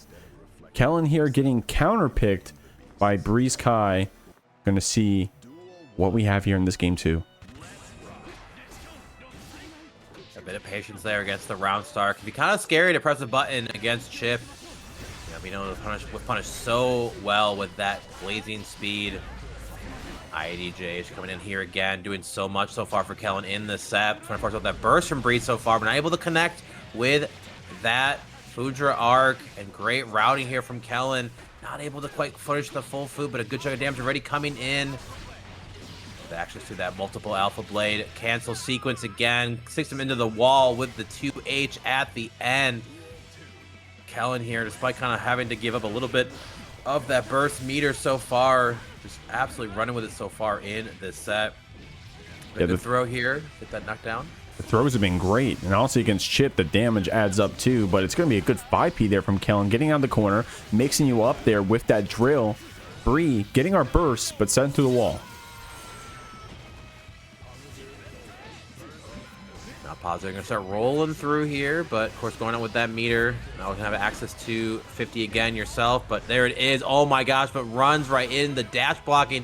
When dash blocking goes wrong and you find yourself getting hit there, this is actually going to punish it out. It does. And get a hard knockdown for your work as well. This character absolutely unleashed when in this dragon install. Good job holding up there here again, but a 6P going to call you out for your troubles into the recently buffed up super coming down from the rafters. Big damage here despite the starter. And I almost believed in the spend 50 to win, but Kellen is able to do it. Put up another game. 2-0 now for DGSB, but you know, we're seeing Bree get a little bit closer every time, but not quite able to do enough to stop Kellen from just running this pressure over and over. And we saw a bit of an early DP in the first game then, and kind of haven't really seen a DP represented since. I mean, that's definitely one of those options that can have a lot of committal, even against a character like Chipp, right? The damage may not be the most insane on these stray hits, but definitely on the counter hit. So you counter hit once on one of those whiff DPs, all of a sudden you're thinking, oh man, maybe I shouldn't do that again. But, you know, we all know that you can't fall for that fallacy. Maybe there's some opportunities for you to be representing it here. That being said, that last round was very close. Kellen just keeping themselves composed. Had the anti-air in the back pocket to secure that round with the 50 meter as well. And now we're going into this last game potentially if Kellen has their way.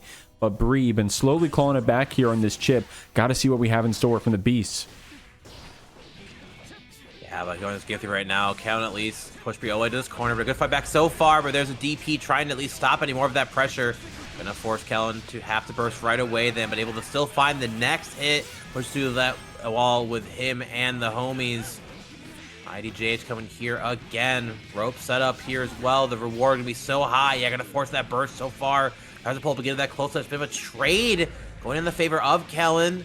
The counter hit 2D route. Able to stick here into the corner again. Not enough to kill. Didn't think Super was gonna be able to connect. Oh, actually a bit of an interesting cancel option there with FRC after. Tries to push it a little bit too far, and Kellen was ready with the throw. No meter necessary. Finding themselves now on set point. I did like that from Bree, though. That was some tricky movement right there. And you also see that Bree is doing a great job of checking with those quick normals on Chipp's approach. That being said, Kellen just has been finding these counter hits in spades. Gets rewarded with some crazy wall breaks. Opts to save the meter here. Bree will have this burst to spend, but spends 50 on the counter blitz, taking you to the corner. Kellen with the 100. Oh, that was a tricky PRC, but Kellen was ready with the anti-air. Yeah, shout out to Bree for trying to show us a bunch of new stuff here. I definitely have seen some new stuff here. I actually haven't even seen Kai's counter blitz animation yet, so appreciate here with a little show and tell. But now we're here stuck in this corner right now. No access to burst, and you spent your 50 to do a cool thing to not be able to stop the, and people a little bit more down on Sin for what he can do. The people the joke has said, what does he even do? A lot of these rewards have to spend a lot more of that stamina to be able to fight back and get some of that reward. Does get a little bit more of an advantage and access to, quicker stamina recovery with, Eat now doing something a lot more. But Neorvim's right pushing Tomotale through this wall. Knockdown going to kind of come through. Back to neutral we go here. Anji has such a great advantage right now. Actually, gonna get the burst spent out here. So great spot to beating it going, but unfortunately, there is the fish at the ready. Fujin coming through here. Do we spend the extra 50 for a little extra class? No, might have not actually killed there. So we're gonna hold it on here. One more mix at the ready. And a Fujin meaty is all we need there. First round going Neorvim's way. Gonna see what Tomo has here on the Sin. Definitely, I think Tomo, a character that was very popular last JeekLeague. I gotta say, I think there are just a smaller number than you'd probably expect for the Sins here in JeekLeague. So Tomo, definitely one of the pioneers here of the character in this, at least in this group. Neorvim, very strong here on the Anji. Gonna see what we can get, but the throw, oh my gosh, the burst after Neorvim spends the RC to see it coming.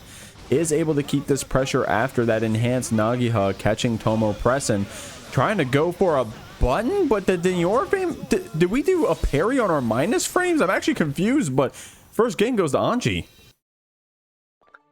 I'm pretty sure they parried DP.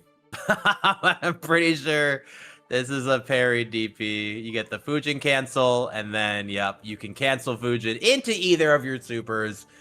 Shout out to that Anji buff many, many moons ago at this point. But yeah, Neorvim just like, that's some knowing. That's I know that you think that you can DP here kind of moment. So good stuff to Nora. That's crazy. Well, this is a first to 5, so we're pulling out the tricks early here. Already with a great start. Tomo does have that stamina to spend. Going to start by getting the burst established, but unfortunately getting caught there on the low with the spin. Neora building up so much meter, uses that PRC delay cancel to get a counter hit and sends you through. Yeah, and that PRC would have killed you in the previous version then, so shouts to the scaling changes, but unfortunately still going to die for our troubles right now. We're just absolutely running such strong, rounded options here. Definitely looking tough so far for Tomo to be able to answer back. And I guess get the burst out of them so far. This just started, but the spacing we're getting off of these Fujins into either the 5H then or that far slash with the enhanced going so far. At least could get the second hit of the DP to stop any of that further combo sequences. Not able to get the pickup with the 2K. Still had a great advantage so far. Gets the Kara special from the Fujin into the super. Gonna go for that 100 cancel option again, but the scaling definitely gonna still work against you. Still gonna be a hard knockdown though. And 5D is all we need to take it. Another game going to side on your room. We'll have to see if Tomotale can look deep and figure out what they need to do to stop this Anji onslaught, but it just looks like the reward for our hits are just not quite lining up. And trying to have to figure out how we want to fight and what we want to press after some of these Fujin RPS sequences, but You know, this is Anji Mito in this version of Guilty Gear. This character is an absolute menace. Kazoid, thank you for that follow, homie. Appreciate you. This is the JeekLeague out here, y'all. Exclamation point bracket if you want to see the groups. And right now, you're watching Game 5 of the Beasts versus the Drain Gang. I also dropped the roster here in the chat if you guys want to see all the players in each group. Of course, who you're looking at right now on the screen is Neoravim with a 2-0 lead representing Drain Gang, trying to get some more points for her team. Tomatale fighting back here on the Sin in this first of 5 sets. So Neoravim already having that lead, but still has a ways to go if we're going to win this one out. Tomo fighting back here, getting that stamina spend that gets the hit, but Neora does a great job fighting back out with that 2P. Hey, let's see. You're seeing these moments of a Prince here. Tomatale is going to find at least a good hit, but kind of the reward on it, then the sequences after feel like you're almost kind of back to neutral there, which... yeah, we all know how Anji's like to play neutral in Guilty Gear, whether it's by spin or kind of spacing you out with these Fujin cancels. This version here, this enhanced Fujin, do you know when you're allowed to press from some of these spacings here? But are not going to come through. Good reversal throw, and at least give Tomatale a chance to fight back, but a 2P on the wake up then to at least force the burst out of it so far. Dash into the throw, only 1 stamina needed. Goes for a bit of a frame kill option. Actually, one is available with a whiff throw there. Not going to be enough to at least put another round on the board for the side of Beasts. But 3 games now up here. 2 more to end it with a 5-0. Tomatale kind of find these little moments of brilliance there to at least kind of get their turn back. But the burst back after every time. Feels like Tomo just has to keep fighting back further and further and find the right hits there. But yeah, you're just kind of seeing a bit of the reward diff when it comes to Sin in this version. I have to imagine Anji probably not a matchup you're looking forward to fighting.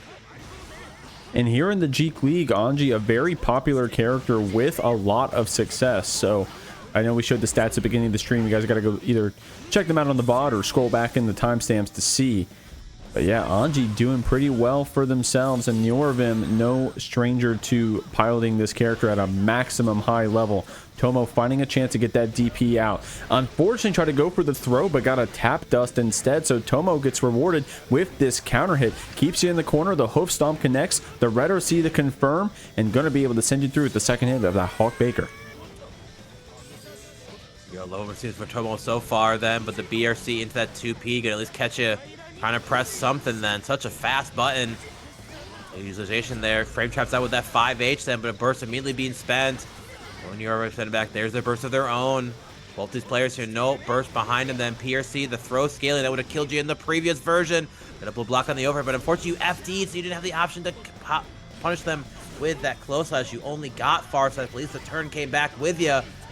To the throw, can we get an OTG? Now if the throw not gonna cook, oh my gosh, that could have been your time. You were so close, Tomo.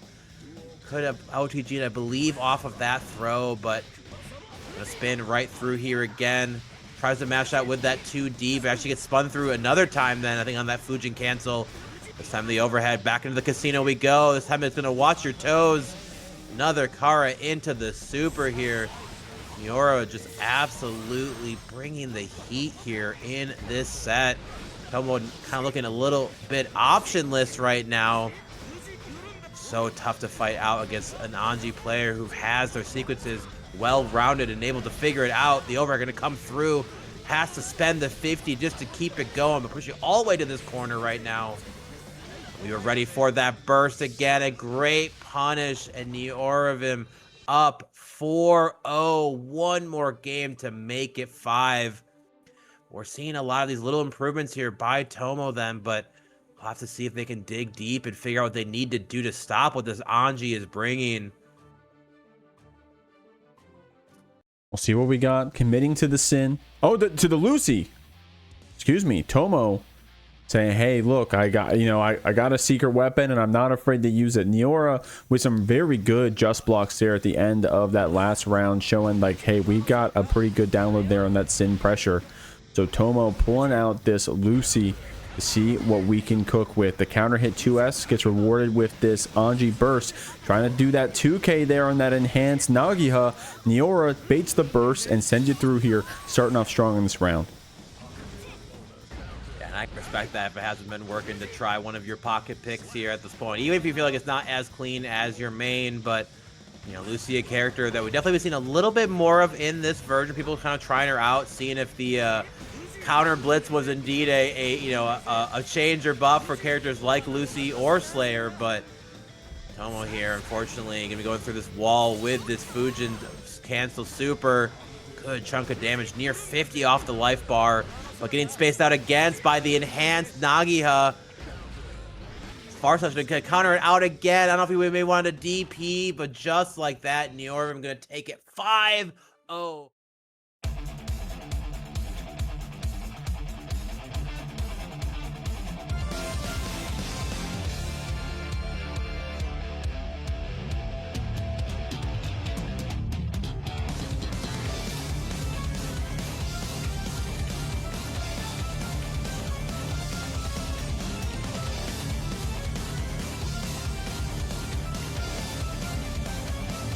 Daniel, thanks for hanging out tonight, bro. It's been a pleasure. Guys, check out the Jeekly offline at the KM Local at Token MTG in Edgewater, Maryland. That's going to be on Thursday. If you're in the DMV, love for you to pull up. Jeekly Online is going to be this Friday. JeekLeague Week 4 next Tuesday. That's all I got to say. Everybody, peace out. Have a great night. See you next time.